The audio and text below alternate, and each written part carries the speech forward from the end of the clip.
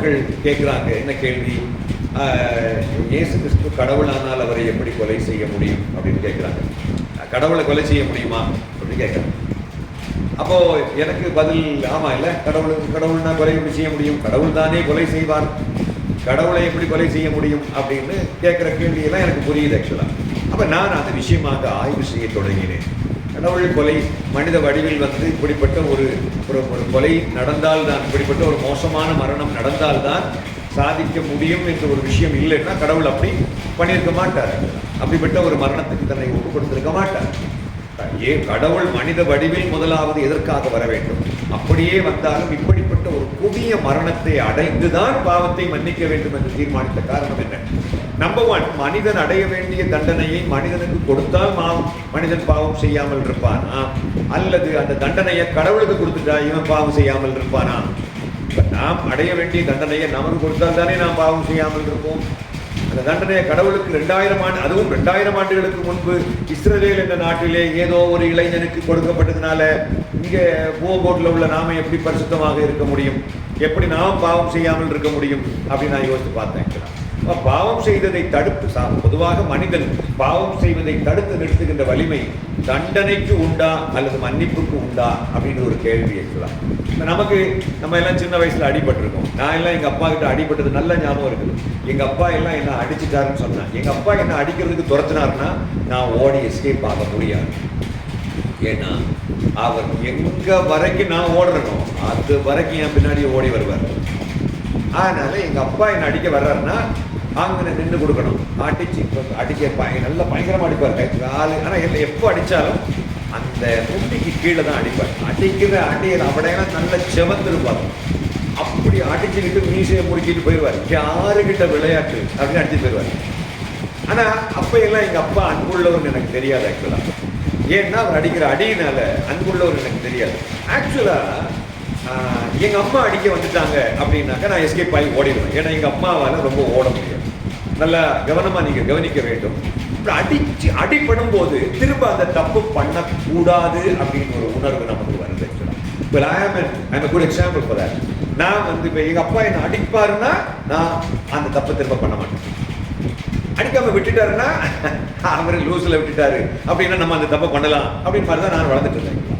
அப்ப கடவுள் மனுஷனுக்கு தண்டனையை கொடுக்காம அவர் தண்டனையை அனுபவிச்சதுனால எப்படி பாவத்தை தடுத்து நிறுத்த முடியும் அப்படின்ற ஒரு கேள்வி சொல்லலாம். அப்படின்னா அவர் தண்டனையை ஏற்றுக்கொண்டது சரியா தப்பா அப்படின்ற ஒரு ஆய்வு நான் செய்தேன் மாணவர்களே. அது எல்லா சபை மக்களும் அதை கேட்க வேண்டும்.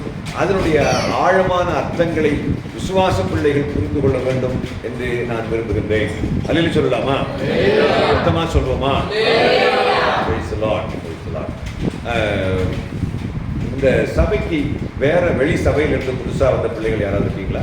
இந்த சபை அல்லாத வெளி சபையில் வந்திருக்கவங்க யாராவது இருக்கீங்களா? ரொம்ப சந்தோஷம். உங்களை நான் விசேஷமாக வரவேற்கிறேன். சபை பிள்ளைகளையும் வரவேற்கிறேன்.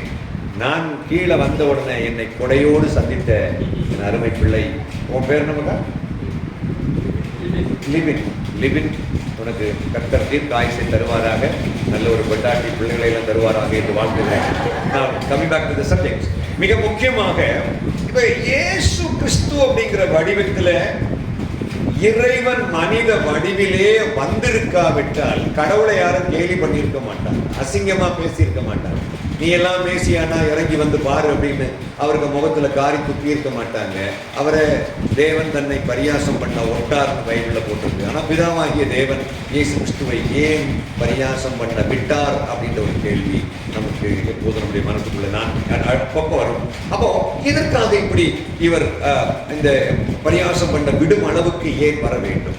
பிதாவே ஏன் என்னை கைவிட்டு இருந்து பிதாவாகிய தேவன் இயேசுவை கைவிடுகிறார். கைவிடாமல் அவர் பொய் ஒன்று சொல்லலை, கைவிட்டதுதான் உண்மை. அப்ப எதுக்காக இப்படி கைவிடப்பட வேண்டும்? இதெல்லாம் நான் ஆய்வு செய்தேன். ஒரு பலவீனமான ஒரு ஆளு போல இயேசு இந்த உலகத்திற்கு எதற்காக வர வேண்டும்? நீங்க எப்ப வருவீங்கன்னு இயேசுகிட்ட கேட்கும் போது, நான் எப்ப வருவேன்னு எனக்கு தெரியாது, வானதூதர்களுக்கும் தெரியாது, பரலோகத்தின் தேவனுக்கு மட்டும்தான் தெரியும் அப்படின்னு சொல்லக்கூடிய சில விஷயங்களை பிதாவாகிய தேவன் இயேசுக்கு மறைக்கக்கூடிய ஒரு அப்படிப்பட்ட சில விஷயங்கள் தெரியாத ஒரு மண்டலத்திற்கு தான் இயேசு வாழ்ந்து கொண்டிருக்கிறார்.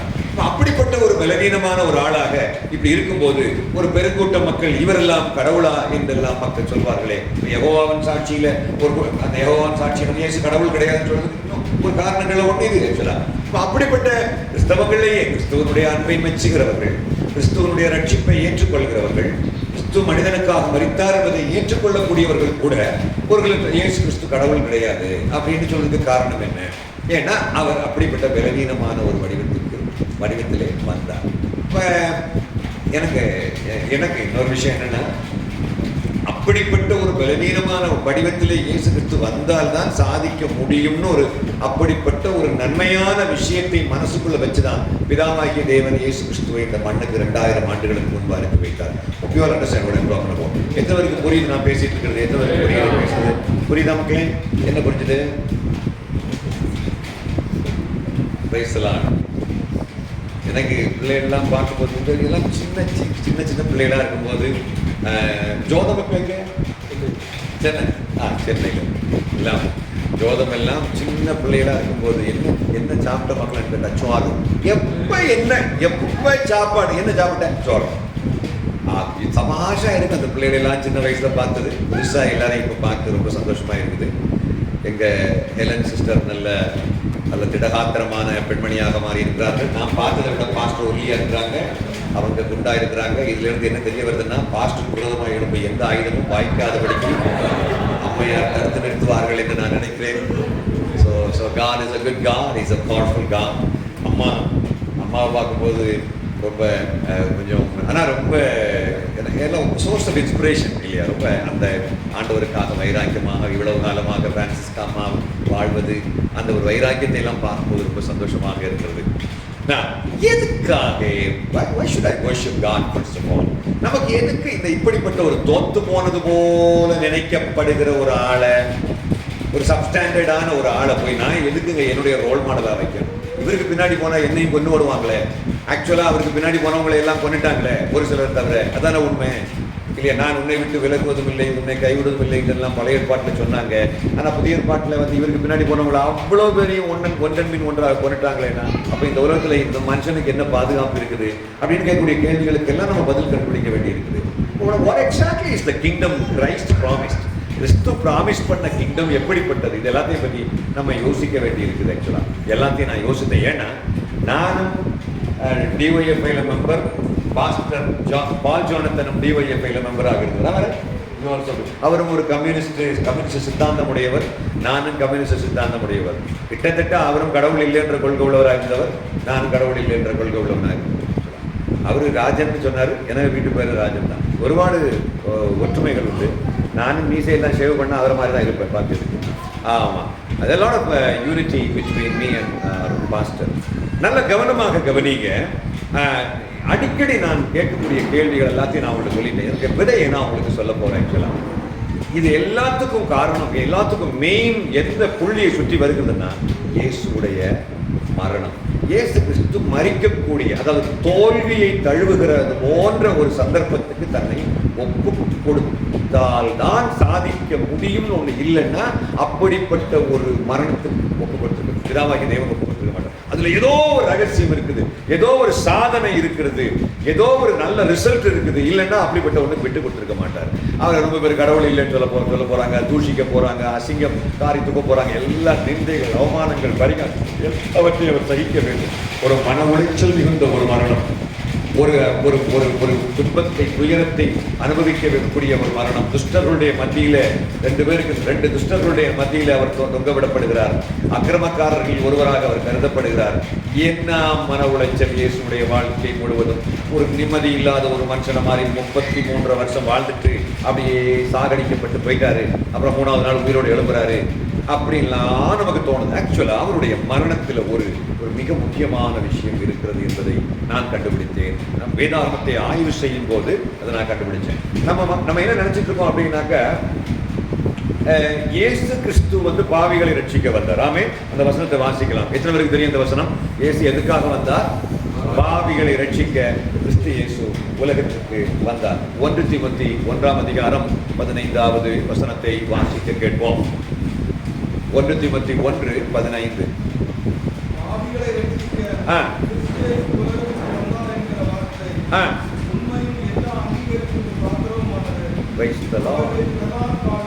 நல்ல ஒரு விஷயத்தை முக்கியமாக நம்ம இங்க புரிந்து கொள்கிறோம். இயேசு எதற்காக இந்த உலகத்துக்கு தேவையாம்? பாவிகளை ரட்சிப்பதற்காக இயேசு வர வேண்டும். பாவி என்றால் என்ன அப்படின்னா, பாவம் செய்பவர்கள் பாவிகள். இங்க ஒரு நிமிஷமா தயவு செய்து யாரும் பராக்கு பார்க்காதீங்க. ஒரு சிலருக்கு ஒரு பழக்கம் உண்டு. என்ன பழக்கம் அப்படின்னா, நம்ம இங்க பாருங்க, அங்க பாருங்க, அங்கேயே பார்க்குது பாருங்களேன். அந்த பையன் எங்க, அது உங்க பிள்ளையாமா, உங்க மகனா? நான் கண்டுபிடிச்சிட்டேன். அந்த பையனுடைய அசைவு எல்லாம் அந்த அம்மாவுடைய ஆண்டனா மாதிரி இருக்குது. கண் அப்படியே போகுது. அந்த எங்க போனாலும் அந்த அம்மாவுடைய கண்ணு பின்னாடியே போகுது. ஆக்சுவலா நல்லா கவனமா கவனிங்க. யாரும் பராக்கு பார்க்காதீங்க. ரொம்ப நேரம் பராக்கு பார்த்துட்டீங்க, இனி பராக்கு பார்க்காதீங்க. உங்க கஷ்டம் எனக்கு புரியுது. புதுசா ஒரு இடத்துக்கு வரும்போது பராக்கு பார்க்க தோணும். ஆனா வசனங்களை ரொம்ப கவனமாக நாம் கவனிக்க வேண்டும். இன்னொரு 1 மணி நேரம் அல்லது ஒரு 1.25 மணி நேரத்துக்கு நான் உங்களை விட்டு விலகுவதும் இல்லை, உங்களை கைவிடுவதும் இல்லை. முக்கியமான சில விஷயங்கள்லாம் நாம் கற்றுக்கொள்ள போகிறோம்.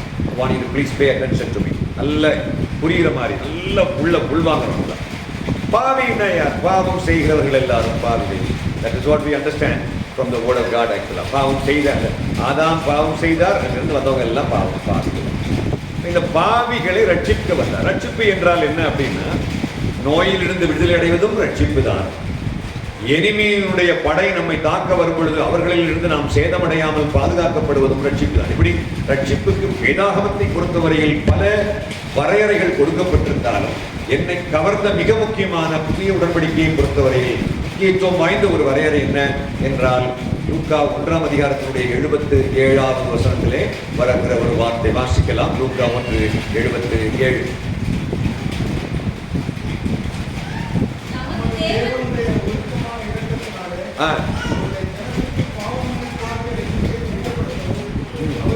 போதும். என்ன ரட்சிப்பு? என்ன ரட்சிப்பு மக்களே? பாவம் மன்னிப்பாகிய ரட்சிப்பு. அப்ப இயேசு எதுக்கு வந்தாரு? பாவியை ரட்சிக்க வந்தாருன்னா, ரட்சிப்புன்ற வார்த்தைக்கு அர்த்தம் என்ன? பாவ மன்னிப்பாகிய ரட்சிப்பு. அப்ப பாவத்தை மன்னிப்பதற்காக இயேசு கிறிஸ்து வந்தார் அப்படின்னு நம்ம சொல்றோம். பாவ மன்னிப்பு நாம் பெற்றுக்கொள்ளும் பொழுது டேஷ் ஜீவனை பெற்றுக்கொள்கிறோம். என்ன ஜீவன்?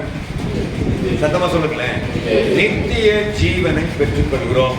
இது இயேசு கிறிஸ்துவே அவர் எதுக்கு வந்தாரு அப்படின்றது அவரே சொல்றார். யோவான் 3:16. எல்லாருக்கும் தெரிஞ்ச வசனம் தானே? சொல்லுங்க, மனப்பாடமா சொல்லுங்களேன்.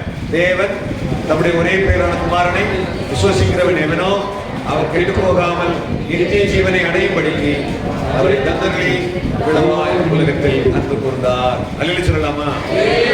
பாருங்க, இது இயேசு எதுக்கு வந்தாருங்கிறது அவ்வளவுதான். இப்ப எதுக்கு நான் இப்ப ஒரு கிராமத்துக்கு போறோம். எதுக்காக எங்க கிராமத்துக்கு வந்தீங்கன்னு கேட்டா, நான் பொதுவா சொல்லக்கூடிய முதல் வார்த்தை, நான் சொல்லக்கூடிய ஒரு வார்த்தை என்னன்னா, உலகெங்கும் சென்று படைப்புக்கெல்லாம் நற்செய்தியை பறைசாற்றுங்கள் என்று என் கடவுள் சொன்னார். அதனால நாங்கள் நற்செய்தியை பறைசாற்ற வந்திருக்கிறோம் அப்படின்னு ஓப்பனாக சொல்லுவோம். நற்செய்தி என்றால் என்னன்னு அடுத்த கேள்வி கேட்கிறாங்கன்னா, நான் சொல்லக்கூடிய பதில் என்ன அப்படின்னா, அதுதான் தேவன் நம்முடைய ஒரே பேரான குமாரனை விசுவசிக்கிறவன் எவனோ கெட்டு போகாம. அதை வசனத்தை நான் சொல்றேன். நித்திய ஜீவன் அப்படின்னா என்ன அப்படின்னு கேட்பாங்க. நான் கடவுளிடமிருந்து பிரிஞ்சு போய் கடவுளுக்கும் நமக்கு இருந்த தொடர்பு துண்டிக்கப்பட்டதுக்கு பேர் தான் நித்திய ஜீவன். மரணம். ஆதாமும் ஏவாளும் கடவுளால் விலக்கப்பட்ட ஒரு கனியை சாப்பிட்டு கடவுளிடமிருந்து பிரிக்கப்பட்டார்கள். அந்த பிரிவுக்கு பேர் தான் மரணம். அந்த மரணமடைந்த 2 பேருக்கு பிறந்த பிள்ளைகள் அங்கிருந்து தலைமுறையாக பிறந்ததெல்லாம் பாவத்தோடு பிறந்தார்கள்.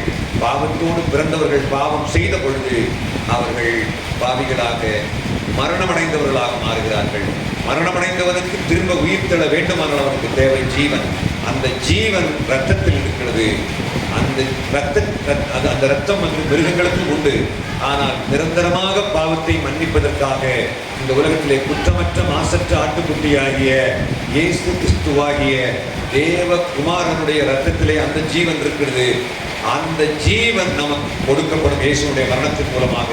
இதை நான் சொல்ல வந்தேன் அப்படின்னு நம்ம சொல்றோம். இப்ப என்ன அப்படின்னா, இயேசு கிறிஸ்து நித்திய ஜீவனை தருகிறார் அப்படிங்கிற விஷயத்த நமக்கு எல்லாருக்குமே தெரியும். ஆனா இயேசு நித்திய ஜீவனை தருவார்னு சொல்லும் போது இதை யூதர் நம்ம மக்கள்கிட்ட சொன்னா ஓகே, நோ ப்ராப்ளம். இயேசு அவங்களுக்கு, ஏன்னா நித்திய ஜீவனுக்கு அவங்களுக்கு சப்ஜெக்டே கிடையாது. நல்ல கவனமா கவனிங்க. அப்போ யூதர்கள் ஒரு கேள்வி இயேசுவை கேட்கிறாங்க. நாங்கள் நித்திய ஜீவனை பெற்றுக்கொள்ள வேண்டுமானால் என்ன செய்ய வேண்டும் என்று இயேசுவிடம் கேட்கும் போது, நானே ஜீவன், என்னை விசுவாசிங்க அப்படின்னு இயேசு கிட்ட சொல்லல. லூக்கா 10ஆம் அதிகாரத்தினுடைய 25வது வசனத்துல அப்படி ஒரு ஆன்சரை இயேசு கிட்ட சொல்லவில்லை. வாசிக்கலாம். அப்பொழுது நியாயசாஸ்திரி ஒருவர் எழுந்திருந்து அவரை சோதிக்கும்படி, போதகரை நித்திய ஜீவனை சுதந்திரித்துக் கொள்ளும்படிக்கு நான் என்ன செய்ய வேண்டும் என்று கேட்டார். அதற்கு அவர், நியாயப்பிரமாணத்தில் என்ன எழுதியிருக்கிறது, நீ வாசித்திருக்கிறது என்ன என்றார்.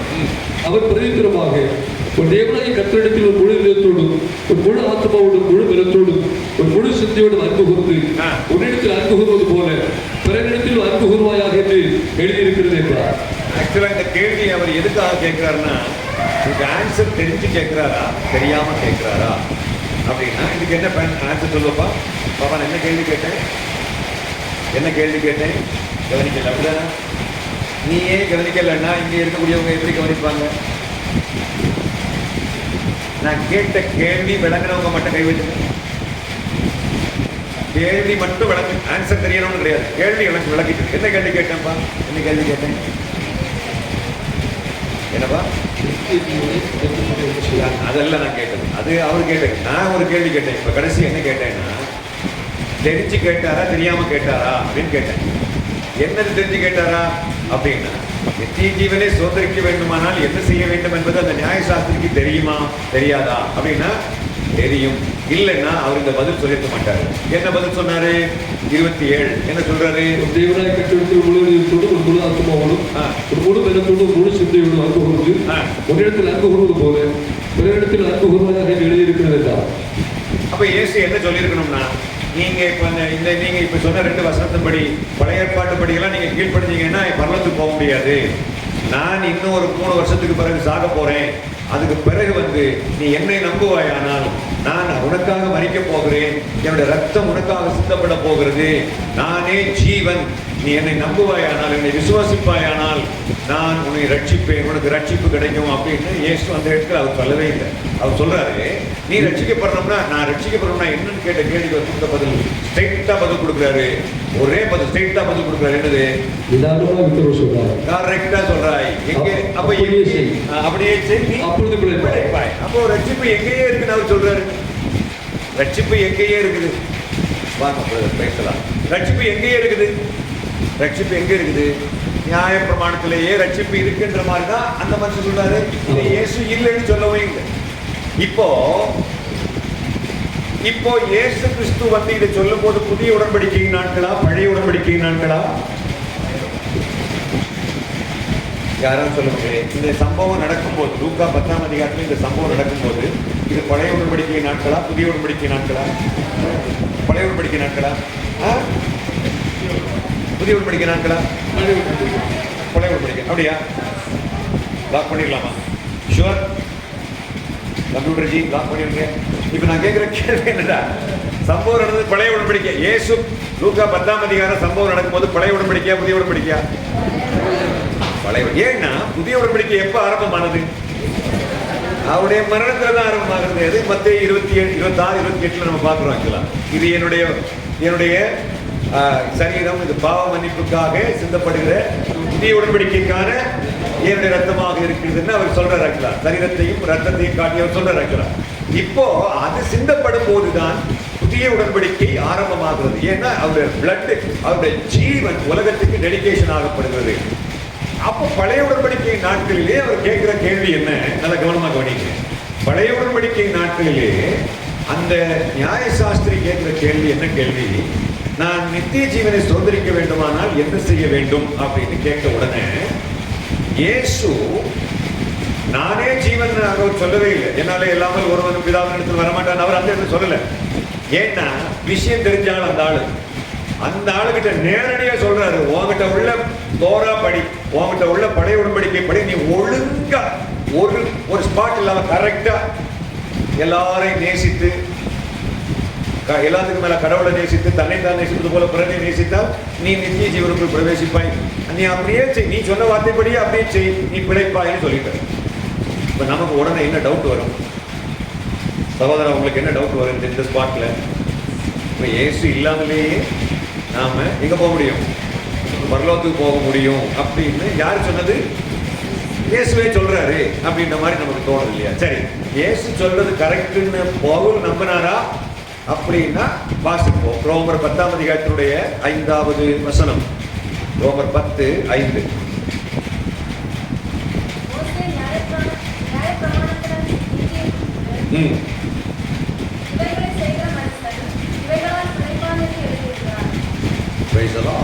மோசே நியாயப்பிரமாணத்தினாலாகும் நீதியை பற்றி என்ன எழுதியிருக்கிறார்? இவைகளை செய்கிற மனுஷன் இவைகளால் பிழைப்பான். அல்லேலூயா சொல்லலாமா? இப்போ பவுல் என்ன சொல்றாரு? அப்போ மோசேயும் இயேசுநாதர் சொன்ன மாதிரி மோசேயும் என்ன சொல்லியிருக்காரு? இதை செய்கிற மனுஷன், இந்த நியாயப்பிரமாணப்படி வாழ்கிற மனுஷன் இவைகளால் பிழைப்பான். இது நியாயப்பிரமாணம் நீதி. அப்ப நீதி உண்டாகும், நீதிமானாக மாற முடியும், இட்டர்னல் லைஃப் கிடைக்கும் அப்படின்ற மாதிரி சொல்றாரு. சரி, மோசே சொன்னாரா? லேவியராகமம் 18:5 வாசிக்கலாம். மோசே சொன்னாரா அப்படின்னா சொன்னார். லேவியராகமம் 18:5. ஆகையால் என் கட்டளைகளில் என் நியாயங்களில் கைக்கொள்ள கடவீர்கள், அவைகளின்படி செய்கிறவன் எவனும் அவைகளால் பிழைப்பார். நீ எல்லாம் படி செஞ்சீங்கன்னா நீங்க பிழைப்பீங்களா சொல்ல. பிழைப்பின வார்த்தைக்கு அர்த்தம் என்ன? நித்திய ஜீவனை பற்றி தான் இயேசு கிறிஸ்து பிழைப்பாங்கிற வார்த்தை சொல்றாரு. அதைத்தான் பவுல் சொல்றாரு, அதைத்தான் மோசே சொல்கிறார். இதே மாதிரி எசேக்கியா தீர்க்கதரிசி மூலமாக கடவுள் சொன்னாரா? அது மேஜர் ப்ராஃபிட். அவர் என்ன சொல்றாரு? 20ஆம் அதிகாரத்தினுடைய 11வது வசனத்தை வாசிக்க கேட்போம். எசேக்கியேல் 20:11 வாசிக்க கேட்போம். கொஞ்சம் சீக்கிரமா, நம்ம ரொம்ப வசனம் எடுக்க போறோம். நல்ல வசனங்கள். என் கட்டளைகளை அவர்களுக்கு கொடுத்து என் நியாயங்களை அவர்களுக்கு தெரியப்படுத்தினேன், அவைகளின்படி செய்கிற மனுஷன். எசேக்கியேல் 20:11. அவைகளின்படி செய்கிற மனுஷன் அவைகளால் பிழைப்பான். நான் தங்களை பரிசுத்தம் பண்ணுகிற கர்த்தர் என்று. போதும் பாஸ்டர், இந்த வாசிப்பு நீங்க திரும்ப வாசிங்க. அந்த வசனம் திரும்ப வாசிங்க. அப்படியே என் கட்டளைகளை அவர்களுக்கு கொடுத்து என் நியாயங்களை அவர்களுக்கு தெரியப்படுத்தினேன், அவைகளின்படி செய்கிற மனுஷன் அவைகளால் பிழைப்பார். அவ்வளவுதான். இதைத்தான் பவுல் சொல்றாரு, இவைகளின்படி செய்கிற மனுஷன் அவைகளால் பிழைப்பான் அப்படின்னு சொல்றாரு. இப்ப நமக்கு பிழைப்பானதுக்கு பவுல் ரோம சபைக்கு என்ன எழுதுகிறார்? ரோமர் 2ஆம் அதிகாரத்துடைய 13 வாசிகள். நியாயப்பிரமாணத்தின்படி வாழ்கிறவன் பிழைப்பான்ற வார்த்தை அவர் அவங்க மென்ஷன் பண்ணுகிறார். வாசிக்கலாம். ரோமர் 2:13. நியாயப்பிரமாணத்தை கேட்கிறவர்கள் தேவனுக்கு முன்பாக நீதிமான்கள் அல்ல, நியாயப்பிரமாணத்தின்படி செய்கிறவர்களே நீதிமான்களாக்கப்படுவார்கள். நியாயப்பிரமாணத்தின்படி செய்கிறவர்கள் நீதிமான்களாக்கப்படுவார்கள் அப்படின்னு பவுலே சொல்லிட்டார். வாவ். 3ஆம் அதிகாரம் கலாத்தியர் 3ஆம் அதிகாரம் 12 வாசிக்கலாம்.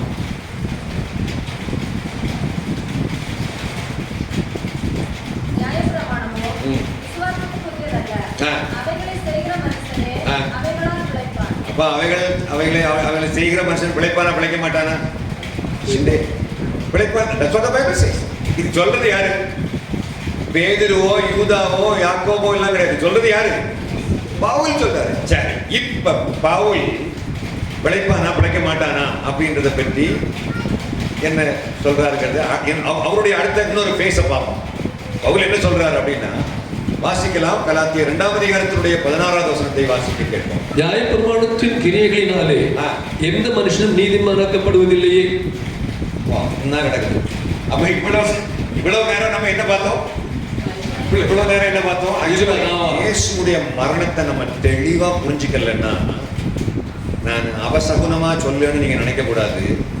இயேசுவை நாம் தெளிவாக புரிந்து கொள்ளாவிட்டால் பூவங்கோட்டில் ஏகப்பட்ட மசூதி கட்டுவாங்க. நாம இயேசுவை தெளிவாக புரிஞ்சுக்கலன்னா, இந்த குமரி மாவட்ட சர்ச்சு எல்லாத்தையுமே மசூதிக்கு விற்க வேண்டி இருக்கும் நம்ம இயேசுவை புரிந்து கொள்ளாவிட்டால். இன்னைக்கு நம்ம சும்மா பாட்டு பாடிட்டு உட்காந்துக்கிட்டு இருக்கோம். ஏதோ நம்ம இந்த தேசத்தை எப்படியாவது கர்த்தர் நமக்கு தருவார் நாம நினைச்சிட்டு இருக்கிறோம். But I don't think so. இப்படியே நாம உட்கார்ந்துருப்போம்னா ரொம்ப ஃபாஸ்டா யோசிக்கணும், ரொம்ப தீவிரமாக யோசிக்க வேண்டிய நாட்களை வாழ்ந்து கொண்டிருக்கிறோம். இவ்வளவு நேரம் என்ன பார்த்தோம்? முடியும் அப்படின்னு பார்த்தோம். அதே பவுல் என்ன சொல்றாரு? ஆக்சுவலா அதுக்கு முன்னாடி வேற ரெண்டு வசனத்தை வாசித்துருவோம் மக்களே. நியாயப்படுத்தபடி வாழ்றது கஷ்டமா, முடியுமா, முடியாதா அப்படின்னு.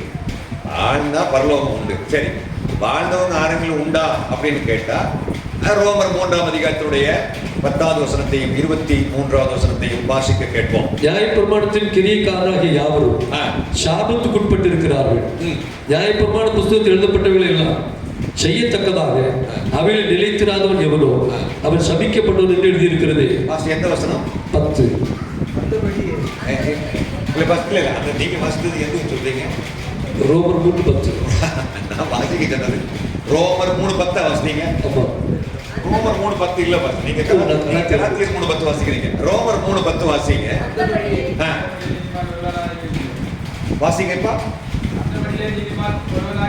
ஒருத்தனும் கிடையாது. 23 எல்லாரும் பாவம் செய்து தெய்வ மகிமையற்றவர்களாகி இலவசமாய் அவருடைய கிருபையினாலே எல்லாரும் பாவம் செய்து எல்லாரும் பாவம் செய்தார்கள், தேவ மகிமையற்றவர்களானார்கள். எல்லாரும் நீதியற்றவர்களானார்கள், எல்லோரும் உணர்வற்றவர்களானார்கள். இப்படி எல்லாம் பைபிள் சொல்லுது. அப்ப யாராவது நியாயப்படுத்தபடி வாழ்ந்திருப்பார்களா அப்படின்னு கேட்டா லூக்கா 1ஆம் அதிகாரத்தினுடைய 5-6 வாசிங்க. அங்க வாழ்ந்தவர்கள் ஒரு சிலரை நம்ம அங்க பாக்குறோம்.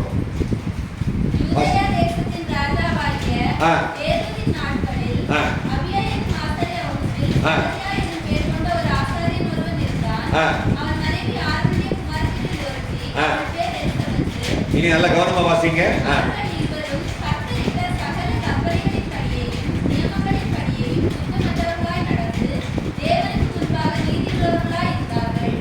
எப்படி இருக்கு? அப்போ நம்ம இப்ப முதல்ல ரோமர்ல என்ன பார்த்தோம்? யாரும் கிடையாதுன்னு பார்த்தோம். இது இந்த மாதிரி எக்ஸப்ஷன்ஸ் எல்லாம் இருக்குதுங்கிறதையும் நம்ம கண்டுபிடிக்கணும் ஆக்சுவலா. But exceptions R not examples. நான் கடைசியாக என்ன சொன்னேன்? எக்ஸப்ஷனுக்கு என்ன இங்கிலீஷ் தமிழ் வார்த்தை மக்களே? எக்ஸப்ஷன் அப்படின்னா எக்ஸப்ஷன், அதாவது அதுக்கு சில இல்லை இல்லை மாஸ்டர், எக்ஸப்ஷனுக்கு தமிழ் வார்த்தை என்னது? இல்லை இல்லை, எக்ஸப்ஷன் அப்படின்னாக்கா சில எக்ஸப்ஷன் மகா அதில் போடு, டிரான்ஸ்லேட் கூகுள் டிரான்ஸ்லேட் போடு. Exception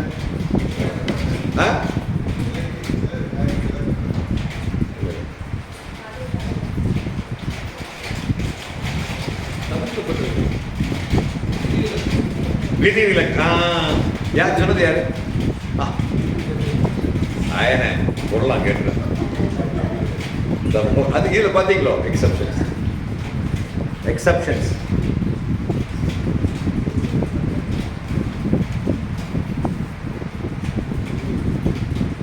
Google translator போட்டீங்களோ?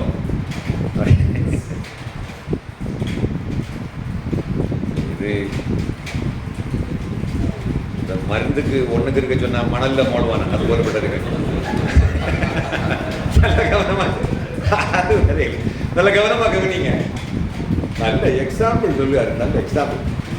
இப்ப இப்படி சில எக்ஸப்ஷன்ஸா இருக்குது, விதிவிலக்குகள் இருக்குதான். விதிவிலக்குகளை நாம் எடுத்துக்காட்டுகளாக எடுத்துக்கொள்ள கூடாது. அப்போ உலகத்துல கடவுள் சொல்லிட்டாரு, நான் சட்டத்தை கொடுத்துட்டேன், நீ கீழ்ப்படிஞ்சா பரலோகம் உண்டு.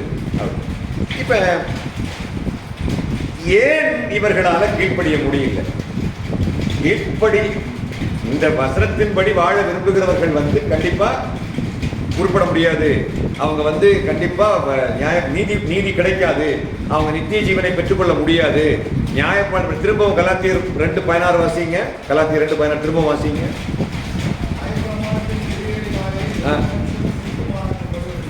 இல்லை, அந்த வார்த்தைக்கு அர்த்தம் என்னன்னா, நியாய பிரமாணத்தை யாரும் கீழ்ப்படிய முடியாதுன்னோ அல்லது நீதிமானாக்கப்படுவதில்லை அந்த பேசிஸ்ல அவர் சொல்லல.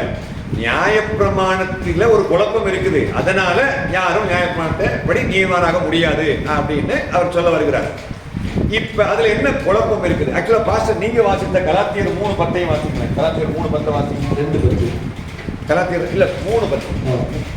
நியாயப்பிரமாணத்தின் கிரியைக்காரராகிய யாவரும் சாபத்துக்குட்பட்டு இருக்கிறார்கள். நியாயப்பிரமாணத்துடைய கிரியைக்காரர்கள் யாவரும் சாபத்துக்குட்பட்டு இருக்கிறார்கள். கடவுள் சாபத்தை கொடுக்கல, மோசே மூலமா கொடுத்தது சாபம் அல்ல. நியாயப்பிரமாணம் சாபம் அல்ல. The law is not a curse in it. அது சாபம் அல்ல. ஆக்சுவலா of its own அது சாபம் அல்ல. ஆனா நியாயப்பிரமாணத்தை கடைபிடிக்கும் பொழுது அவன் சாபத்திலே சிக்கிக் கொள்கிறான். தொடர்ந்து வாசிங்க பாஸ்டர். நியாயப்பிரமாண புஸ்தகத்தில் எழுதப்பட்டவைகள் எல்லாம் நியாயப்பிரமாண புஸ்தகத்தில் எழுதப்பட்டவைகள் எல்லாவற்றையும் செய்யத்தக்கதாக ஆ, அவைகளில் நிலைத்திராதவன் எவனோ ஆ. அவன் சபிக்கப்பட்டவன் என்று எழுதியிருக்கிறது. Wow. அப்போ இதுல என்ன ப்ராப்ளம் அப்படின்னாக்க, இந்த அப்போஸ்தலர் 15ஆம் அதிகாரத்தினுடைய இதுல என்ன பிரச்சனை, நியாயப்பிரமாணத்துல என்ன பிரச்சனைங்க அப்படின்னா, நியாயப்பிரமாணம் ஆக்சுவலா என்னதுங்கிறத முதல்ல நம்ம படிச்சுட்டு வந்துருவோம். ரோமர் 7ஆம் அதிகாரத்தினுடைய 12 வாசிங்களேன். ரோமர் 7:12 வாசிங்க. ஆகையால் நியாயப்பிரமாணம் பரிசுத்தம் உள்ளதுதான். நல்ல கவனமா கவனிங்க. நியாயப்பிரமாணம் பரிசுத்தம் உள்ளதுதான். கற்பனையும் பரிசுத்தமாயும் நீதியாயும் நன்மையாயும் இருக்கிறது. இந்த 10 கற்பனைகள் இருக்கு இல்லையா, அதெல்லாம் நன்மையாயும் நீதியாயும் பரிசுத்தமாய் இருக்கிறது. இப்படி இருக்க நன்மையானது போதும். இப்ப 12 வாசிங்க, 14 வாசிங்க. மேலும் நமக்கு தெரிந்திருக்கிறபடி நியாயப்பிரமாணம் ஆவிக்குரியதா இருக்கிறது. அது மாம்சத்துக்குரியதல்ல, நியாயப்பிரமாணம் இதற்குரியது, ஆவிக்குரிய. சொல்றது யாரு தெரியுமா? பவுல் தான் சொல்றாரு. 16 வாசிங்க. இப்படி நான் விரும்பாதை செய்கிறவனா இருக்கு, நியாயப்பிரமாணம் நல்லது என்று ஒத்துக்கொள்கிறேனே. வா, நியாயப்பிரமாணம் நல்லதுன்னு அந்த மணி சொல்லு. அல்லேலூயா சொல்லலாமா? அல்லேலூயா. அப்ப the law is good, it's what the Bible says. அது நல்லதுன்னு நான் சொல்றாரு. ஆக்சுவலா நியாயப்பிரமாணம் ஒழுங்கா கடைபிடிக்கப்படுமானால் நல்லது. 1 தீமோத்தேயு 1ஆம் அதிகாரம் 8வது வசனம் வாசிக்கலாம்.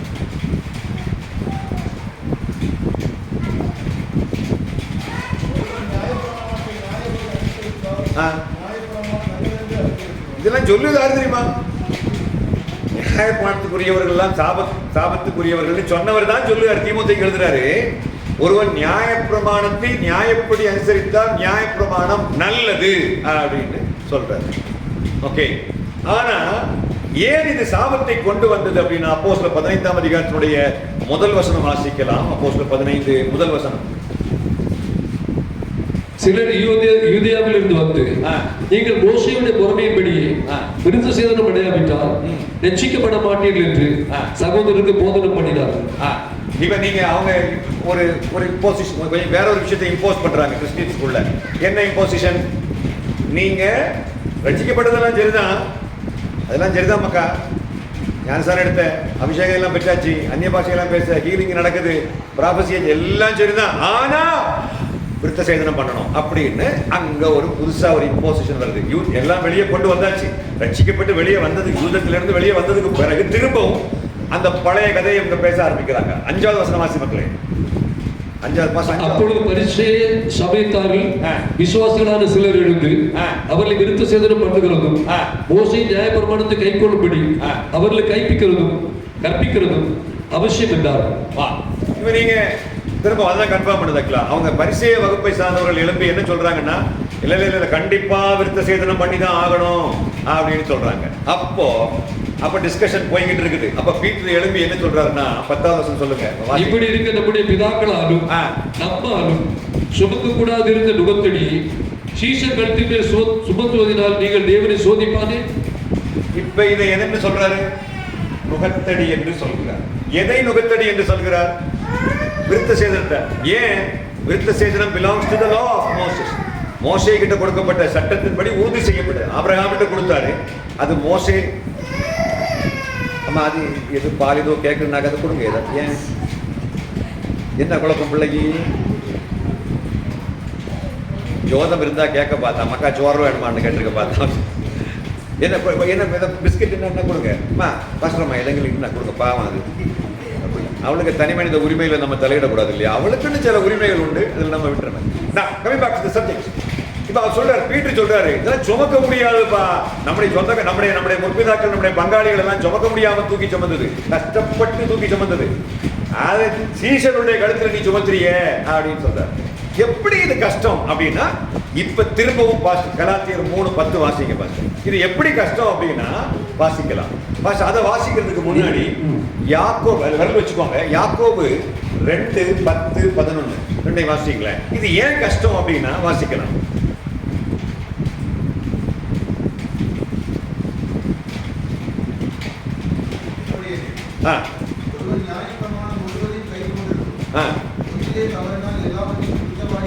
என்ன கிடக்குது மேட்டர்? புரிஞ்சாச்சுட்டே.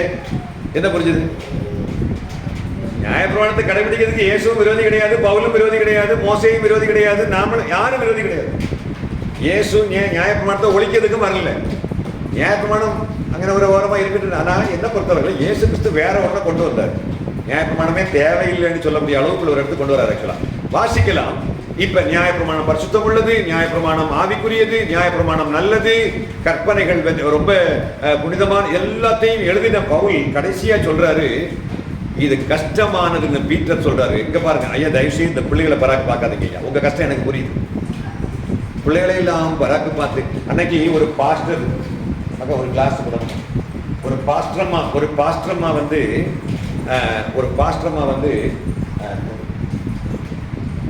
வந்து காஃபியை கொண்டு இப்படி வச்சுட்டு போயிட்டாங்க. எவர்ஸ்டில் ஒரு டம்ளர்ல. பாஸ்டர் அதை எடுத்து இப்படி எடுத்து அங்க பக்கத்தில் உள்ள வேற ஒரு டேபிள்ல ஒரு செமி சர்க்கிள் மாதிரி போட்டு அப்படியே வச்சாங்க. மக்கள் எல்லாம் எப்படி தெரியுமா பார்த்தாங்க? விசுவாசிகள்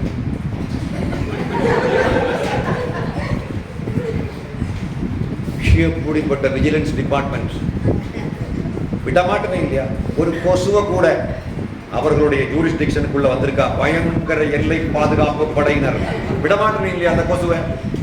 என்ன பயங்கரவாதிகளா இருக்காங்க தெரியுமா கிறிஸ்தவர்கள்? ஒரு கொசு கூட உங்கள்கிட்ட தப்பிக்க முடியாது. ஆனா இங்க பேசிட்டு இருக்கிறது எல்லாம் அது எங்களுக்கு என்னதுக்கு சோத்திர ஆண்டவரே. Watch this, listen to me. நல்லா கவனமா கவனிங்க. நான் பேசிக்கிறது மிக முக்கியம்னு நினைக்கிறவங்க எல்லாம் கைவேதுங்க பார்க்கலாம். ஆக்சுவலா இயேசு என்னத்துக்கு தேவை அப்படின்னு யூதர்கள் ஒரு கேள்வி கேட்டா, முஸ்லீம்கள் ஒரு கேள்வி கேட்டா, சும்மா உட்காந்துக்கிட்டு இயேசு தெய்வம்னு தீத்து 2:13 சொல்லுது, 1 யோவான் 5:20 சொல்லுது, யோவான் 1:1-2 சொல்லுது, சும்மா எதையாவது பரண்டி கூட்டிட்டு இருக்குது. இது சொன்னோன்னு அவன் வந்துருவானா? வரமாட்டான். ஆக்சுவலா எத்தனை ஆயிரம் ஆர்கியூ பண்ணாலும் முஸ்லீமை கொட்ட முடியாது, யூதர்களை கொட்ட முடியாது, பிராமணர்களை கொட்ட முடியாது. ஒரு கூட்டம் சீக்கு பிடிச்சது இல்லைனாலும் அப்படி கொண்டு போய் அப்படி மாத்தி கொண்டு வரணும். நீ சீக்கு பிடிச்சவங்களை கொண்டு வரது இல்லாம விவரம் உள்ளவங்களை யாரும் மாற்ற மாட்டோம். அப்ப விவரமானவங்களை மாத்தணும்னா நம்ம வேற ஒரு மாற்றத்தை திருச்சபையில கொண்டு வர வேண்டியிருக்கு. வேற ஒரு மாற்றத்தை கொண்டு வர வேண்டியிருக்கு மக்களே. That's very important actually. We need to understand exactly the very purpose of Christianity. கிறிஸ்தவம் ஒன்று எதுக்கு உருவாக்கப்பட்டது அப்படின்னு சொன்னா பழைய ஏற்பாட்டுல இல்லாதது எது புதிய ஏற்பாட்டுல இருக்குது. ஓகே, இப்ப பாருங்க, இப்போ அந்த பேதுரு, ஆமா பேதுருடைய 2 பேதுருல மாஸ்டர், பேதுருடைய எப்படி இது கஷ்டமாக இருக்கிறது. இது ரொம்ப பரிசுத்தமானது. இதை கடைபிடிச்சா நீங்க பரலோகத்துக்கு போக முடியும், உங்களுக்கு நீதி கிடைக்கும், நித்திய ஜீவன் கிடைக்கும். கடைபிடிச்சவங்களும் 2 பேர் உண்டுன்னு சொல்லிட்டு லூக்கால பார்த்தோம். ஆனா இது கஷ்டம் அப்படின்னு பீட்டர் சொல்றாரு. ஏன் கஷ்டம் அப்படின்னா அதுதான் யாக்கோபு சிண்டே வாசி மக்களே, யாக்கோபு 2ஆம் அதிகாரத்துடைய 10:11. எப்படி ஒரு ஆள் நியாயப்பிரமாணத்தை ஃபுல்லா கடைபிடிச்சிருந்தாலும் ஒரொற்ற தப்பு பண்ணினால் எல்லாவற்றிலும் குற்றவாளியாக இருப்பான். 11. ஏனென்றால் சொன்னான்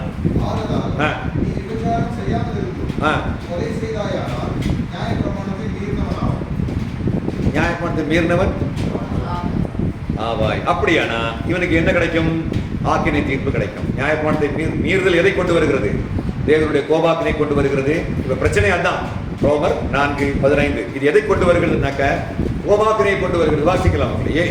நாம நியாயப்பிரமாண உள்ள பெரிய பிரச்சனை என்னன்னா கடவுளை கோபப்படுத்துது. ஆக்சுவலா கடவுளின் சினத்தை வருவிக்கின்றது. 4:15 ரோமர். மேலும் நியாயப்பிரமாணம் கோபாக்கினை உண்டாக்குகிறது. நியாயப்பிரமாணம் இல்லாவிட்டால் மீறுதலும் இல்லை. மீறுதலும் இல்லை. நியாயப்பிரமாணம் ஒன்று இல்லைன்னா மீறுதல் ஒன்று கிடையாது. ஏன் தெரியுமா? நம்ம தப்பு பண்ணினாலும் அது தப்புன்னு நமக்கும் தெரியாது. கடவுள் நம்ம முகத்தை பார்த்து தப்புன்னு சொல்ல முடியாது. ஏன்னா அது தப்பு நமக்கு தெரியாது. ரோமர் 5:13 வாசி மக்களே. அதுக்கு முன்னாடி 7:7 வாசி. நியாயப்பிரமாணம் 7:7 வாசி.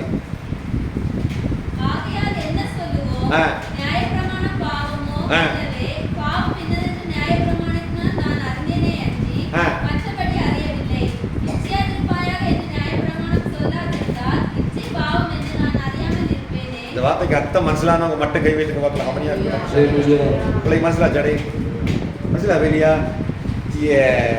திரும்பவாசி மக்களே, திரும்பவாசி மக்கள். தம்பி அப்படி சொன்னாலும் ஒன்றும் தப்பு இல்லையா தம்பி? இப்படி உண்மையிலே சொல்ல, உலகத்துல பிரான்ஸ் எல்லா இடம் போயிட்டு வந்தாச்சு. எங்க போனாலும் யாருக்கு இந்த கொஸ்டின் இந்த எக்ஸ்பிரஷனுக்கு மீனிங் தெரியாது. யாருக்கும் தெரியாது. குமரி மாவட்டத்தில் அதுவும் இங்க வந்தாதான் கல்குளம் தாலுகா, கல்குளத்துக்கும் விளவங்கோட்டுக்கு வந்தாதான் இதுக்கு அர்த்தம் മനസ്സിലാവും. നമുക്കുன்னு ஒரு லாங்குவேஜ் இருக்கு இல்லையா? கிஞ்சிலின்னா ஓய், ஒப்பனுக்கு பராயணமாயிருக்குதுன்னு செவுத்தியானு சொல்லிவிட்டான். ஒப்பனுக்கு பராயணமாயிருக்குன்னு செவுத்தியானு சொல்லிவிட்டான். செனவனு போனமா மோட்டல் லாங்குவேஜ். கடவுளே கன்ஃபியூஸ் ஆகிடுவார் இப்படிப்பட்ட லாங்குவேஜை கேட்டு. சார் நான் புக்கை கேட்குறேன் சார், ஏமில் கேட்குறான்னு கேட்டால் சிறைங்க சார். இது எந்த டிக்ஷனரி மக்கள், எந்த டிக்ஷனரி? ஏமில் சிறைன்னு கேட்டாக்க மடிப்படி வரைக்கும் சவுத்தி போட்டான் சார். இப்படிப்பட்ட வார்த்தைகள் பாருங்க. ஏமில் சவுட்ரான்னு கேட்டா காணட வைக்கான் சார். இந்த உலகத்தில் யாருக்கு பிரதருக்கு மீனிங் தெரிய போகுது? மெட்ராஸில் யாரையாவது பழி வாங்கணும்னா இந்த மாதிரிப்பட்ட பாஷையில் பேசிட்டா பிச்சுட்டு ஓடிடுவாங்க. நான் hope you understand this. 7 திரும்ப வாசி மக்களே. ஆகையால் என்ன சொல்லுவோம்?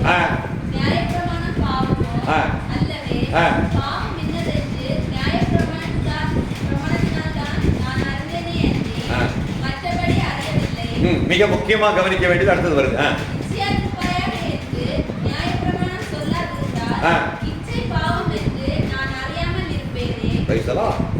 அப்போ நியாயப்பிரமாணம் சொல்லாதிருந்தால் இச்சை பாவம் என்று எனக்கு தெரிந்திருக்காது அப்படின்னு பவுல் சொல்கிறார். இப்ப 5:13 வாசி. நியாயப்பிரமாணம் கொடுக்கப்படுவதற்கு முன்னும் பாவம் உலகத்தில் இருந்தது. நியாயப்பிரமாணம் இல்லாதிருந்தால் பாவம் எண்ணப்பட மாட்டாது. அந்த வார்த்தைக்கு அர்த்தம் என்ன மக்களை சொல்லு ஜோஹான்? ஒரு understand this.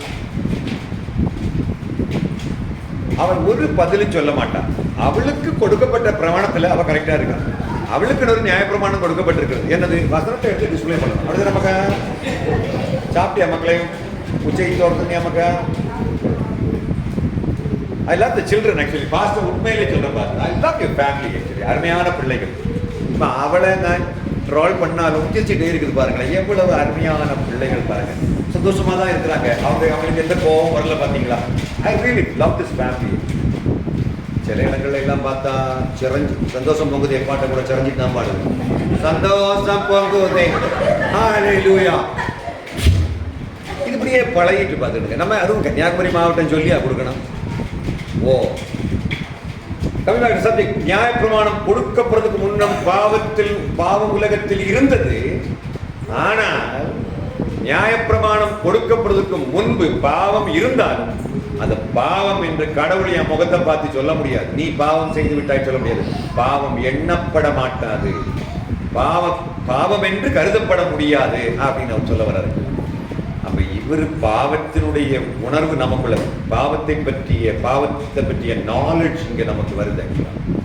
The knowledge about sin comes through the law which was given to Moses.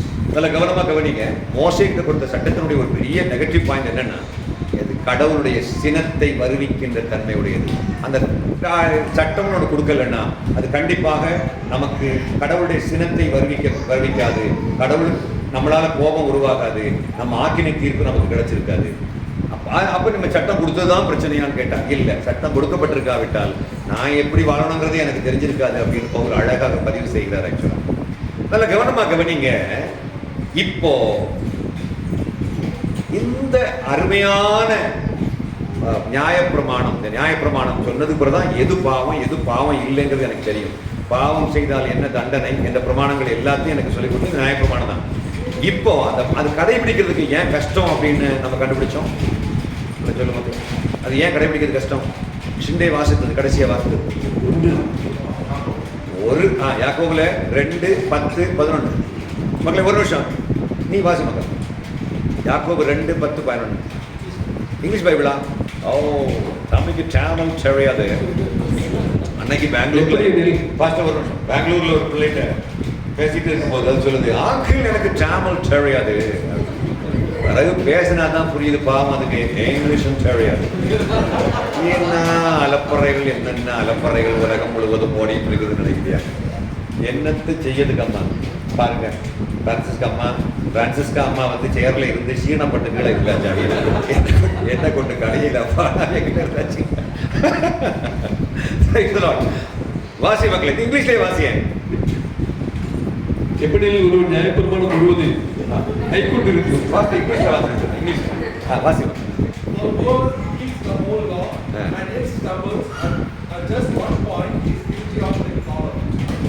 Tamil வாசி. எப்படி நீ ஒரு நியாயப்பிரமாணம் முழுவதும் கை ஒரு கொண்டு வருஷம் மக்களை நீ தமிழும் வாசித்து பழகணும். நமக்கு அது தமிழ் வாசித்து பழகுவது ஒரு சாவுக்கு ஏதுவான பாவம் அல்ல. நம்ம நம்ம நம்ம நம்ம பெற்று நம்மை தாய் பெற்று போட்ட மொழி இது அல்லவா, இந்த மொழியில் தானே பெற்று போட்டது. அதனால அந்த மொழியை நம்ம பேசுறது மட்டுமல்ல, எழுதி அதை வாசித்து பழகிறது தப்பு கிடையாது. தயவு செய்து தமிழ் படி. இப்போ என் பையன் டாக்டரு, நீ டாக்டர் இல்லை, நீ அமெரிக்காவில் டாக்டர், எங்கே போய் என்ன சயின்டிஸ்டாக வேணும், டாக்டரேட் எடுத்து டாக்டரில் மெடிசனில் டாக்டரேட் எடுத்தா கூட நீ என்ன வேணா மாறிட்டு போ, எனக்கு தமிழ் தெரியாதுன்னு சொன்னாக்க கடுப்பாயிருவேன் அப்படின்னு மோன்ட்ட நான் சொல்லிட்டேன். What ever maybe your achievement in your life. ஆனால் எதிர்க்க உட்கார்ந்துருக்கக்கூடியவங்க தன்னுடைய நோயை, தமிழ்நாட்டில் உள்ளவங்க நோயை சொன்னால் புரிஞ்சிக்கக்கூடிய மொழியியல் அறிவு உனக்கு கண்டிப்பாக இருக்கணும்னு நான் சொல்லியிருக்கேன். நான் போக வாசிக்கலாம். எப்படி நீ ஒரு நியாயப்பிரமாணம் முழுவதும் கை கொண்டிருந்து ஒன்றிலே தவறினார் எல்லாவற்றிலும் குற்றவாளியாக இருப்பான். அதுதான் நியாயப்பிரமாணம் கடைபிடிக்கிறதுக்கு கஷ்டம் ஆனதுனாலதான் அவர் சொல்கிறார். இப்ப கலாத்தியர் 2:16 திரும்ப வாசிங்க. கலாத்தியர் 2:16. ஏன் இது கடைபிடிக்கிறது? நியாயப்பிரமாணத்தினால ஒருத்தரும் நீதிமானம் மாற முடியாதுன்னு அவர் சொன்னதுக்கு காரணம் என்ன? இதுதான் காரணம். கலாத்தியர் 2:16.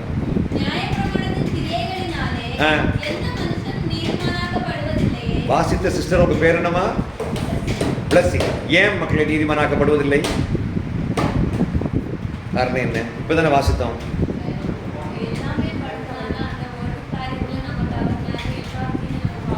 அப்ப this is what is happening in the law. சட்டத்தில் உள்ள ஒரு பெரிய குழப்பம் என்னன்னா, சரி இப்படி கடைபிடிக்கிறதுக்கு கஷ்டமான ஒரு சட்டத்தை கடவுள் கொடுத்தது சரியா தப்பா? கேள்வி புரியுதா மக்கா? கேள்வி என்ன என்ன கேள்வி மக்கா? நீ சொல்லலைன்னா நான் உன்னை விட்டு விலகுவது இல்லை. என்ன மக்கா? என்ன கேள்வி தெரியாது இல்லையா? ஆயிரம் பின்னாடி சொன்னா சீடம் தாய் மலத்தை நல்ல கவனம். அவனுக்கு ரொம்ப குற்றாலத்தில் தான் தெரியும் பாவம். அவனுக்கு எனக்கு என்ன கூட்டது கொடையோட வந்தான். நல்ல பிள்ளை, உதாரணத்துவமான பிள்ளை. ஆனால் கவனிக்கணும் மக்களை. கவனிக்கலைன்னா அது நல்லதில்லை. எல்லாரும் நல்ல கவனிங்க ப்ளீஸ். அவனுக்கு believe that this is really useful to me. எனக்கு இது பிரயோஜனமாக இருக்குது அப்படி சொல்கிறவங்கள எத்தனை பேர் இருப்பீங்க? Useful right? பிரயோஜனமானது இல்லையா? எதுக்கு இயேசு தேவை? That's very important. உங்களுக்கு ஒரு விஷயம் தெரியுமா? டஃப்பான சட்டத்தை எது கொடுத்தாரு தெரியுமா? கடவுளுக்கு நல்லாவே தெரியும் இவன் பின்பற்ற முடியாது, இவன் கஷ்டம் கடவுளுக்கு தெரியாமல இருக்கும். முக்காலமும் அறிந்தவர் அல்லவா இறைவன். இயேசுவுக்கு சில விஷயங்கள் பிதாவாகிய தேவன் அவர் மாம்சத்தில் வந்ததுனால மறைச்சு வச்சிருந்தாரு. ஏன்னா இயேசு அவர் ஏன் அவர் தெரியாமல் இருந்தது அப்படின்னாக்க, அவர் மாம்சத்தில் வரும் பொழுது எப்படி வந்தார்? அவர் 2ஆம் அதிகாரம் நீங்கள் முதல்ல இயேசு தெரியாதுன்னு சொன்ன கான்டெக்ஸ்ட்டை வாசிங்களேன். நமக்கு சில விஷயங்கள் தெரியாமல் இருக்கும், அது நமக்கு ஒரு பொருட்டே கிடையாது. வாசிக்கலாம். மார்க் 13:32 வாசிக்கலாம். மார்க் 13:32.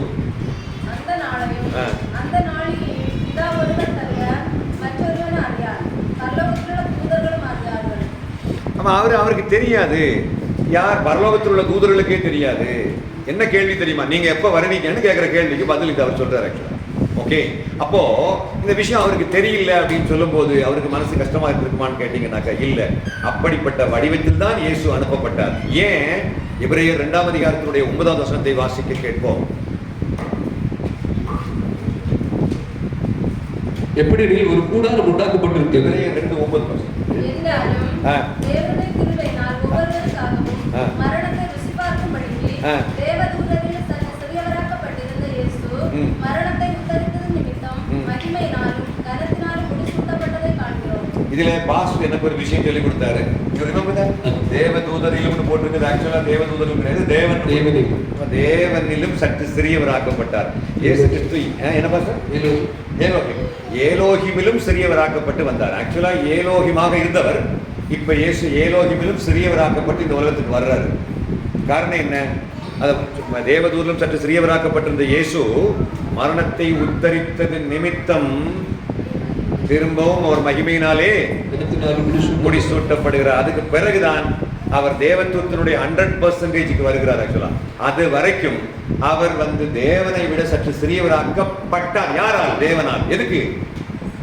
இப்ப பிலிப்பியர் 2:6 வாசிங்க. எதுக்கு இவர் அவ்வளவு தூரத்துக்கு கிடந்து கஷ்டப்படணும் அப்படின்னு வாசிக்கலாம். இவர் ஏன் தெரியாத ஒரு மண்டலத்துக்கு வரணும்? மனிதனா வந்ததனுடைய ஒரு பெரிய எஃபெக்ட் என்ன? எவ்வளவு பெரிய சிலுவை அவர் தூக்கி சாகிறதுக்கு, சிலுவையை தூக்கிறதுக்கு முன்னாடி எவ்வளவு பெரிய சிலுவை அவர் சுமந்திருக்கிறார்கிறத நான் புரிந்து கொள்ள வேண்டும். வாசிக்கலாம். அவர் தேவனுடைய ரூபமாக இருக்கும், தேவனுக்கு சமமாக இருப்பதை கொள்ளையாடின பொருளாக எண்ணாமல். கொள்ளையாடின பொருளாக எண்ணாமல் டிரான்ஸ்லேஷன் சரியான கிடையாது. ஆக்சுவல் டிரான்ஸ்லேஷன் என்ன அப்படின்னா, பாஸ்டர் கிரீக்ல பாருங்க என்ன போட்டுன்னு பாருங்க. அது கொள்ளையாடின பொருளாக எண்ணாமல் கிடையாது. இந்த இப்போ நான் வந்து தம்பி கம்மியா தம்பி இப்ப பேச மொபைல் ஆக்சுவலி பேச மொபைல். இப்ப நான் வந்து இந்த தம்பியுடைய மொபைலை கேட்ட உடனே இது என்னுடையது, நான் தரமாட்டேன் அப்படின்னு வரிந்து பற்றி கொண்டிருக்காமல், என்னுடைய சட்டப்படி அவனுடையது, சட்டப்படி அவர் சொன்னேன் சச்சின் ஸ்டூவர்ட் சஜினுடையதாக இந்த மொபைல் சஜினுடையது. ஆனா சஜின் வந்து நான் கேட்ட உடனே கொடுத்துட்டேன். ரொம்ப தேங்க்ஸ் பண்ணி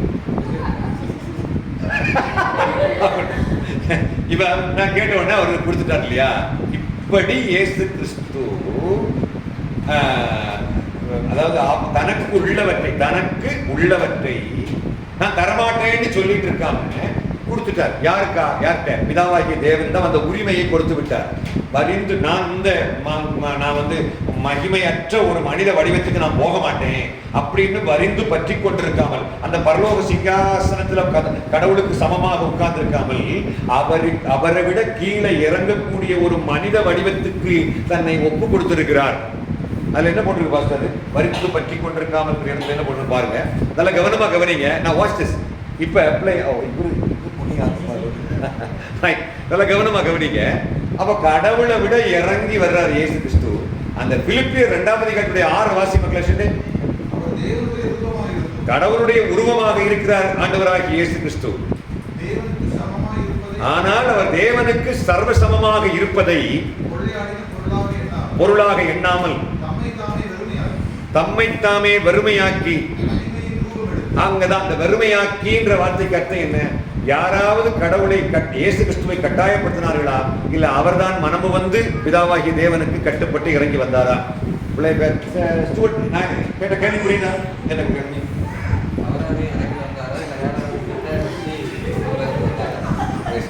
அவராகவே இயேசு கிறிஸ்துவாகவே இறங்கி, அவராகவே வில்லிங்லி இறங்கி வந்தாரா, மனமு வந்து வந்தாரா, அல்லது பிதாவாகிய தேவன் களத்தை பிடிச்சு தள்ளி வந்தாரான்னு கேட்டா அதுக்கு ஆன்சர் 6வது வசனம் வாசிக்க, திரும்ப வாசி மக்களே.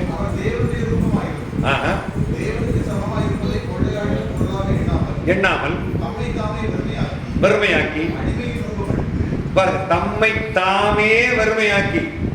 யாரோ நல்ல ஒரு விஷயத்தை நுட்பமா புரிஞ்சுக்கணும். பிதாவாகிய தேவன் இவரை வறுமையாக்கி அப்படின்ற மாதிரி தான். ஆனா இயேசு சொல்றாரு, இவர் அவரையே அவர் வறுமையாக்கினார். எதுக்கு? அப்பதான் அடிமையின் ரூபம் எடுக்க முடியும், அதாவது மனித உருவம். இந்த மனித வடிவில் அவர் வந்தாலே அவருக்கு ரொம்ப ஆக்சஸ் எல்லாம் கட்டாயிடும். தேவதூதர்களுக்கு மட்டும் பார்க்க முடியுமானது கூட இயேசுக்கு பார்க்க முடியாது. அவ்வளவு தூரத்துக்கு அவரை ரெஸ்ட்ரிக்ட் பண்ணி வருகிறார். வா, உண்மையில நான் சொல்லணுமா, அப்படி ரெஸ்ட்ரிக்ட் பண்ணி வந்தாதான் சாதிக்க முடியும்னு ஒரு விஷயம். இல்லைன்னா அப்படி ரெஸ்ட்ரிக்ட் பண்ணி அவர் வந்திருக்க மாட்டார். நான் கடைசி என்ன சொன்னேன்? நீ சொல்லு மக்களே. வந்தா உள்ள பிறந்தது கிறிஸ்டியன் ஃபேமிலியா மகா? எப்படி கண்டுபிடிச்சேன்? இவ்வளவு தலை கரைச்சியது போல பேசினாலும் எனக்கு மனசிலாவே இல்லை பார்த்தியா மக்கா? அப்படின்னா நீ பிறந்ததே கிறிஸ்டியன் ஃபேமிலின்னு அர்த்தம். மக்களை உன்கிட்ட கேட்கக்கூடாது இல்லையா? அவன் ஒரு பிளானோட வந்திருக்கான். கேட்டீங்களா? நல்ல கவனமாக கவனிங்க. அவர் தன்னை பூஜ்யமாக நினைத்தால்தான், அவர் தன்னை வெறுமையாக்கினால்தான் ஒரு பிளண்டர். சில சமயத்துல எல்லாம் பிளர்ரா அவருக்கு தெரியுது, ஃபுல்லா தெரியல. ஒரு சிலர் அவருக்கு என்ன ஆன்சர் தெரியல, எனக்கு தெரியாது அப்படின்னு சொல்றாங்க. நான் மறுமையில எனக்கு ஒரு மகன் உங்க வலது பக்கத்துலையும் இன்னொரு மகனை இடது பக்கத்துலையும் இருக்கிறதுக்கு நீங்க பர்மிஷன் கொடுக்கணும்னு உடனே இயேசு என்ன சொல்றாரு? அது யாருடைய கையில இல்ல, அது என்னுடைய கையில். யாருடைய கையில இருக்குது? பிதாவின் கையில இருக்குன்னு அவர் சொல்றாரு. ஆக்சுவலா அப்ப அவருடைய கையில இல்லைங்கிறத அவர் அங்க ஒத்துக்கொள்கிறார். அப்ப அப்படி சொல்லும் போது இவரெல்லாம் ஒரு கடவுளா அப்படின்னு மக்கள் நினைக்கும் போது அவர் அவமானப்படுத்தப்படுவார்கள் அவருக்கு தெரிஞ்சே அவராகவே இறங்கி வந்தார். எதுக்கு தெரியுமா? ஒரு காரியத்தை சாதிக்கிறதுக்காக. ஆக்சுவலா அந்த காரியம் என்ன காரியம் என்பதை நாம் கற்றுக்கொள்ள வேண்டும் மக்களே. We need to understand exactly the very purpose of Christianity. கிறிஸ்தவத்தினுடைய ஆக்சுவல் விஷயத்தை நம்ம புரிந்து கொள்ள வேண்டும். இப்போ நியாயப்பிரமாணம் நல்லது. இப்ப ஒரு விருத்த சேதனம் ஒரு ஆள் பண்ணிட்டாரு.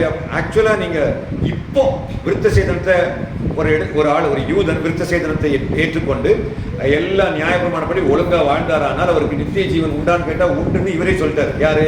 பவுல் சொல்லிட்டாரு, இயேசு சொல்லிட்டாரு, இவர் சொல்லிட்டாரு, ஒரு பேர் மோசே சொல்லிட்டாரு.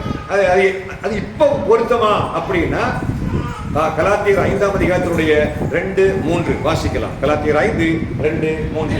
இதோ நீங்கள் விருத்த சேதனம் பண்ணிக்கொண்டால், நீங்க விருத்த சேதனம் பண்ணிக்கொண்டால் கிறிஸ்துவினால் உங்களுக்கு ஒரு பிரயோஜனம் இராது. கிறிஸ்துவினால் உங்களுக்கு ஒரு பிரயோஜனம் இராது என்று பவுலாகிய நான் உங்களுக்கு சொல்லுகிறேன். ஓகே.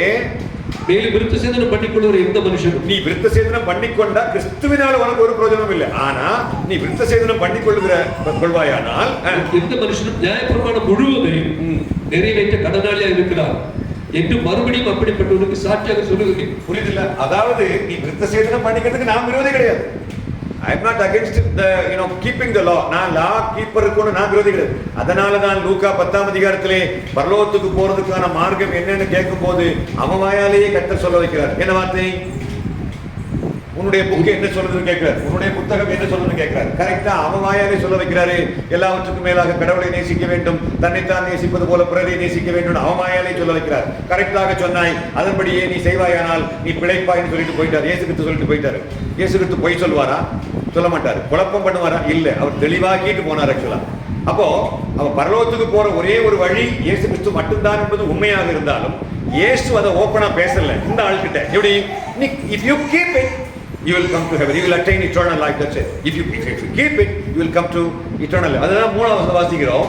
நீ விருத்த சேதனம் பண்ணிக்கொண்டால், அப்படி விருத்த சேதனம் பண்ணிக்கொள்கிற எந்த மனுஷனும் நியாயப்பிரமாணம் முழுவதையும் நிறைவேற்ற கடனாளியாக இருக்கிறான் என்று மறுபடியும் அப்படிப்பட்டவனுக்கு சாட்சியாக சொல்கிறேன். ரோமர் 2ஆம் அதிகாரம் 25 வாசிக்கலாம். ரோமர் 22:5-22 வாசிங்க. உன் மரக்கடினத்திற்கும் ரோமர் 2:25 நீ நியாயப்பிரமாணத்தை கைக்கொண்டு நடந்தால் விருத்த சேதனம் பிரயோஜனம் உள்ளதுதான். இது யாருக்கு எழுதுறாரு பவுல்? யூதருக்கு. ஆக்சுவலா அப்ப அவர் விருத்த சேதனத்தை தப்புன்னு சொல்லல. அவர் விருத்த சேதனம் தப்பு அப்படின்னு யூதர்களுக்கு எதிராக ஒன்றும் பவுல் ஒரு வார்த்தை கூட பேசல. He didn't outdate ஜூடாயிசத்துக்கு எதிராக அவர் எதுவும் பேசல. அப்ப இயேசு எதுக்கு தேவைங்கிறத நம்ம கண்டுபிடிக்கணும். நீ நியாயமானத்தை கைக்கொண்டு நடந்தால் விருத்த சேதனம் பண்ணிக்கொண்டு தப்பு இல்லை. மக்களுக்கு வாசி திரும்ப வாசி. நீ நியாயப்பிரமாணத்தை கைக்கொண்டு நடந்தால் விருத்த சேதனம் பிரயோஜனம் உள்ளதுதான். நீ நியாயப்பிரமாணத்தை மீறி நடந்தால் ஒரு விருத்த சேதனம் இல்லாம ஆயிட்டே. மனசிலாச்சா மக்களே? உள்ள மனசிலாச்சாப்பளே? மனசிலாவுதா? என்ன அவன் இப்ப யோசிக்க விருத்த சேதனம்னா என்னது? விருத்த சேதனம் சொன்னா அதாவது ஒரு யூத குடும்பத்தில் பிறந்த குழந்தை, ஆண் குழந்தை பிறந்த 8வது நாளிலே அந்த ஆண் குழந்தையினுடைய சிறுநீர் புறவழியினுடைய கடைசி நுனித்தோலை வெட்டி அகற்றுகின்ற அந்த ஆன்மீக சடங்குக்கு விருத்த சேதனம் என்று பெயர். அது இயேசுக்குள்ள வந்ததுக்கு பிறகு அது நமக்கு தேவையில்லை அப்படின்னு. அது நிச்சயமாக எனக்கு நித்திய ஜீவனை கொடுக்கும் என்று நம்பினால் கிறிஸ்துவினால் உனக்கு ஒரு பிரயோஜனமும் கிடையாது. தப்பு கிடையாது, நீ பண்ண தப்பு கிடையாது. ஆனா என்ன, நீ எல்லாத்தையும் கைப்பற்ற வேண்டும் அப்படின்னு சொல்றாரு. திரும்ப திரும்ப பவுல் பல இடங்கள்ல சொல்றாரு, நீ விருத்த சேதனத்துக்கு நான் விரோதி கிடையாது, ஆனா விருத்த சேதனம் நீ வாங்கிட்டேன்னா எல்லாத்தையும் கைப்பற்ற வேண்டும் அப்படின்னு அவர் சொல்றாரு. ஆக்சுவலா எத்தனை பேருக்கு நான் இதுவரைக்கும் பேசுறது எத்தனை பேருக்கு புரிஞ்சது? கைப்பற்றி விருத்த சேதனம் பண்ணினாலும் பாக்கி உள்ளதை பண்ணாம இருந்தா இது போச்சு. நீ அவ்வளவு பண்ணதும் பிரயோஜனம் இல்லை. மனசாச்சா மக்களே? என்ன மனசிலாச்சுன்னு கேட்கப்படாது. ஆமா அப்படிதானா? நல்ல கவனமா கவனிக்கணும். நியாயமானத்தை கை கொண்ட விருத்த சேதனம் பிரயோஜனம் உள்ளதுதான். It's not against it. Okay, அப்ப யூதர்கள்ட்ட போய் இப்ப யூதர்கள் எப்படி எங்களுக்கு பெந்தகோஸ்தா மாத்தணும்? இல்ல, யூதர்களை பெந்தகோஸ்தா மாத்ததுக்காக இயேசு வரல. ஆக்சுவலா இயேசு எதற்காக வந்தார் தெரியுமா மக்களே? பாவிகளை ரட்சிக்க வந்தார், பாவ மன்னிப்பு கொடுக்க வந்தார். பாவ மன்னிப்பு கொடுக்கிறது யூதர்களுடைய பார்வையில தப்பு செஞ்சவனுக்கு பனிஷ்மெண்ட் கொடுக்கணுமா, இல்ல அவனை வச்சு அவனுக்கு பனிஷ்மெண்ட் கொடுக்கணுமா, அல்லது அவனை மன்னிச்சு விடணுமான்னு கேட்டா மன்னிச்சு விடக்கூடாது. According to the law which was given to Moses, nobody should be forgiven. அங்க forgiveness கிடையாது. தப்பு பண்ணா உடனே அவனுக்கு பனிஷ்மெண்ட் கொடுக்கணும், அல்லது அவன் ஒரு பலியிட வேண்டும். இந்த ரெண்டுல ஏதாவது ஒன்று பண்ணி ஆகணும். பெரிய பாவம்னா பனிஷ்மெண்ட், சின்ன பாவம்னாக்க புறா குஞ்சியோ அல்லது வெள்ளாட்டு குட்டியோ அடிச்சு அவன் அந்த பரிகாரம் கொடுத்தாகணும். அங்க மன்னிப்பு அங்க ஒன்றும் பெருசா கிடையாது. இப்போ இதெல்லாம் பண்ணும்போது மன்னிப்பு கிடைக்கும் அப்படின்னு போட்டு. இப்போ ஒரு விஷயம் என்னன்னா, நித்திய ஜீவனை கடவுள் கொடுக்கிறாருன்னு நம்ம இங்க பார்க்கிறோம். பாவ மன்னிப்பு பழைய ஏற்பாட்டில் உண்டான்னு கேட்டா, இப்படி பலியிடும் போது பாவ மன்னிப்பு கிடைக்குங்கிறதையும் கடவுள் மென்ஷன் பண்றாருங்களா? யார் மென்ஷன் பண்றாரு? தேவனாகிய கர்த்தர் மோசே மூலமாக மென்ஷன் பண்ணுகிறார். வாசிக்கலாம். அந்த லேவியராகமம் 16ஆம் அதிகாரத்துடைய 30வது வசனம் வாசிக்கலாம். 16:30.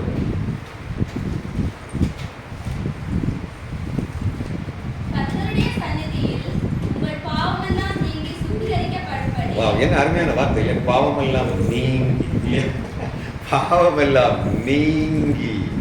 வாவ் சொல்லு மக்கா, வாவ் சொல்லு, வாவ் சொல்லு ஜுவான், வாவ். மாமியாரே சொல்லுங்க, வாவ். வாவ்னு சொன்னா அவிய வா, நம்ம ஊர் லாங்குவேஜ் வா. Actually when I went to இது நான் ஸ்ரீலங்கா போயிருக்கும் போது அங்க யாழ்ப்பாணத்துல ஓம் ஓம் ஓம்னே சொல்றாங்க. எதுக்கு எடுத்தாலும் ஓம், அதாவது ஆம்ங்கிறது பதிலாக அவங்க ஓம் சொல்றாங்க. அப்புறம் பாஸ்டா பேசும்போது ஓம் ஓ ஓ அப்படின்னு சொல்றாங்க. நம்ம பேச வர இருக்கு அவிய இஞ்ச வருவினம், அது அப்படியே அவங்க சொல்றாங்க. அவிய இஞ்ச வருவினம், வருவினம், கோவினம். நான் coming back to the subject, very very important. மிக மிக முக்கியமானது என்ன அப்படின்னா, இந்த நித்திய ஜீவன் கடவுள் கொடுக்குறாரு. ஆனா பெற்றுக்கொள்றது கஷ்டம். ஏன்னா கடைபிடிக்கிறது கஷ்டங்கிறத நம்ம இப்ப பாக்குறோம். நீ அப்படியே தப்பு பண்ணாலும் மன்னிப்பு உண்டான்னு கேட்டா, உன் பாவம் எல்லாம் நீங்கி. வாசி மக்களே, கர்த்தருடைய சந்நிதியில் உங்கள் பாவம் எல்லாம் நீங்கி சுத்திகரிக்கப்படும்படி அந்நாளில் உங்களை சுத்திகரிக்கும் பொருட்டு உங்களுக்காக பாவ நிவர்த்தி செய்யப்படும். என்ன நடக்குது? அப்ப பாவ மன்னிப்பு விட்டு பேசிட்டு இருக்காரு இல்லையா? பாவ நிவர்த்தி செய்யப்படும். ஓகே, இதுல பாவ நிவர்த்தின்ற வார்த்தைக்கு அர்த்தம் என்ன தெரியுமா? ஒரு ரிலீஃப், அதுல இருந்து ஒரு நிவர்த்தி, விடுதலை, பாவத்திலிருந்து விடுதலை செய்யப்படும் அப்படின்னு மாதிரி தான் அங்க போட்டிருக்க சொல்லலாம். ஓகே, இப்போ 4 அதே லேவியராகமம் 4:20 வாசம். லேவியராகமம் 4:20 வாசி.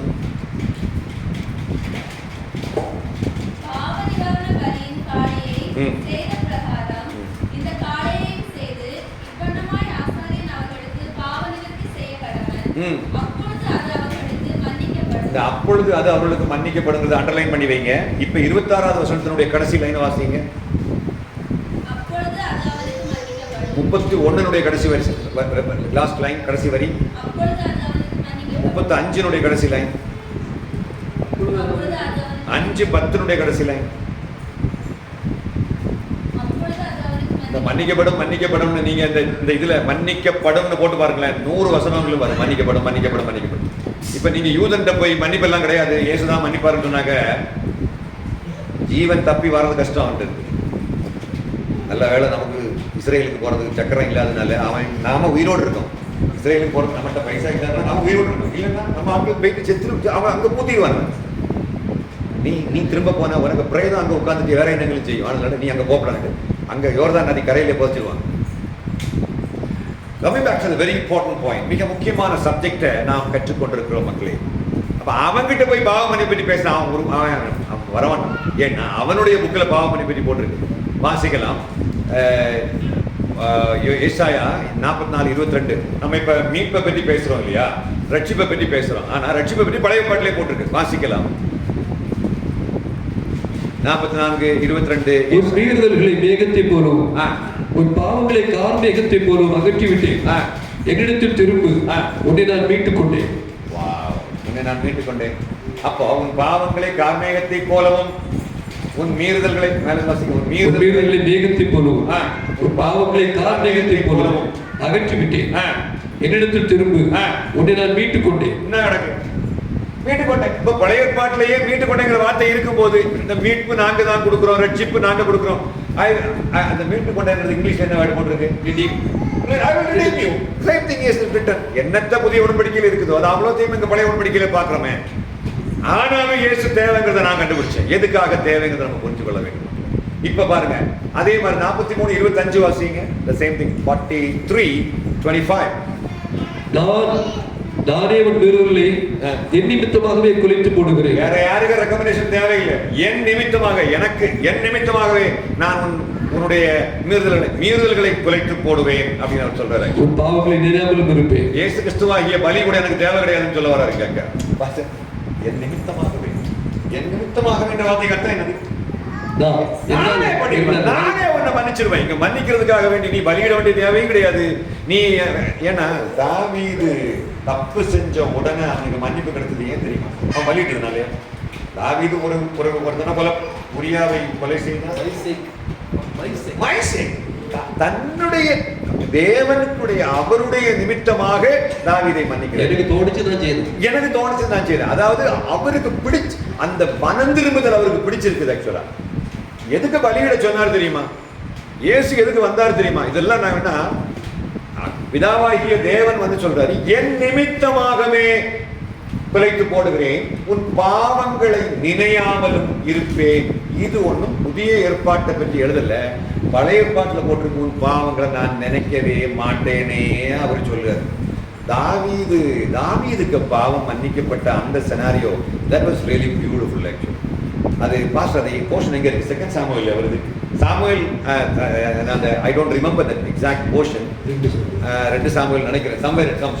அதுல வந்து நாத்தானுடைய கான்டெக்ஸ்ட் எங்க வருது? சிந்தை ஞாபகம் இருக்கா பிள்ளை? 12 சாமுவேல் 12. கர்த்தர் நாத்தானை தாவீதிடத்தில் அனுப்பினார். இவன் அவனிடத்தில் வந்து அவரை நோக்கி வசனம் 12 ஒன்று இல்லப்பா, 2 சாமுவேல் 12. அது ஃபுல்லா வாசிக்கன்னா அந்த இடத்துல தாவீதுட்ட வந்து அந்த ஒரு கதையை ஒன்று சொல்லுவான் தெரியுமா? வாசி. இவன் அவனிடத்தில் வந்து அவரை நோக்கி, ஒரு பட்டணத்தில் 2 மனுஷர் இருந்தார்கள். ஒருவன் ஐஸ்வர்யவான், மற்றொரு தரித்திரன். ஐஸ்வர்யவானுக்கு ஆடு மாடுகள் விருதெல்லாம் இருந்தது. தரித்திரனுக்கும் தான் கொண்டு வளர்த்த ஒரே ஒரு சின்ன ஆட்டுக்குட்டியை தவிர வேறொன்றும் இல்லாது இருந்தது. அது அவரோடும் அவர் பிள்ளைகளோடு கூட இருந்து வளர்ந்து அவன் வாயின் அப்பத்தை தின்று அவன் பாத்திரத்திலே குடித்து அவன் மடியிலே படுத்துக்கொண்டு அவனுக்கு ஒரு மகளை போல் இருந்தது. அந்த ஐஸ்வர்யவனிடத்தில் வழிபோக்கன் ஒருவர் வந்தார். அவன் தன்னிடத்தில் வந்த வழிபோக்கனுக்கு சமையல் பண்ணி வைக்க தன்னுடைய ஆடு மாடு உன்னை பிடிக்க மனதில்லாமல் அந்த தரித்திரனுடைய ஆட்டுக்குட்டியை பிடித்து அதை தன்னிடத்தில் வந்த மனுஷனுக்கு சமையல் பண்ணி வைத்தார் என்றார். அநியாயவாதி.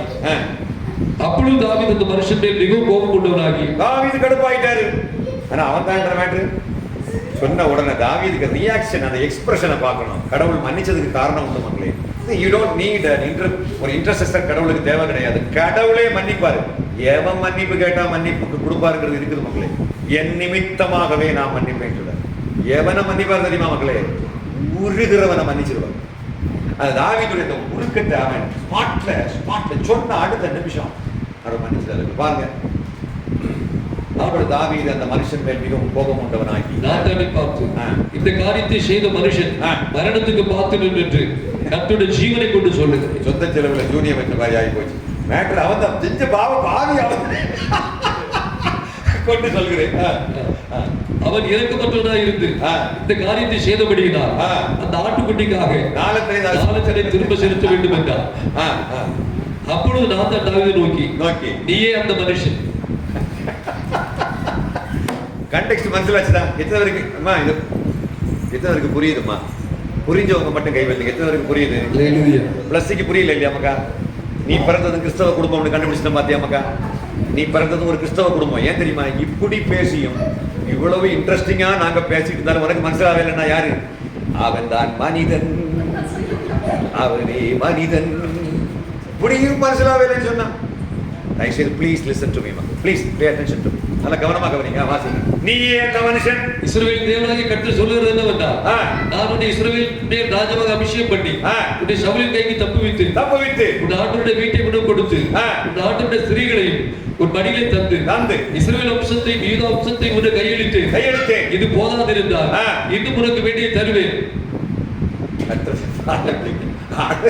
உனக்கு பெண்டாட்டி தேவை இது மகா, உனக்கு பெண்டாட்டி எல்லாத்தையுமே நான் உனக்கு கொடுத்த மோதல் என்னாக்க இனி நான் உனக்கு கொடுத்துருப்பேன் பாருங்க. அவன் நாடி தளர்ந்து போயிருப்பான் தாவீது. வாசி மக்களே, கர்த்தருடைய பார்வைக்கு பொல்லாப்பான இந்த காரியத்தை செய்து உன்னுடைய வார்த்தையை அசட்டைப்படுகிறது என்று ஏற்றினாகி உரியாவை நீ பட்டயத்தால் படிவித்து அவன் மனைவியை உனக்கு மனைவியாக எடுத்துக்கொண்டு அவனை அம்மோன் புத்திரன் பட்டயத்தாலே கொண்டு போட்டார். நடுங்கிட்டான் தாவீது, நடுங்கிட்டான் இல்லையா? ஆட்டுக்குட்டிய கதையை பேசுவதற்கு சீறிட்டு வந்த மணியை ஏம்பலாது அவரு ஆடுறாது நம்ம பயங்கர சீறிட்டு வந்த ஆளு இப்ப பூச்சக்குட்டியை போல நின்று இருக்காரு பாருங்க.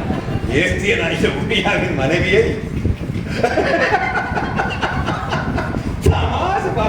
எனக்கு இந்த போர்ஷன் வாசிக்க சிரிப்பா எவ்வளவு பயங்கரமான ஒரு ஆளு தாவீது.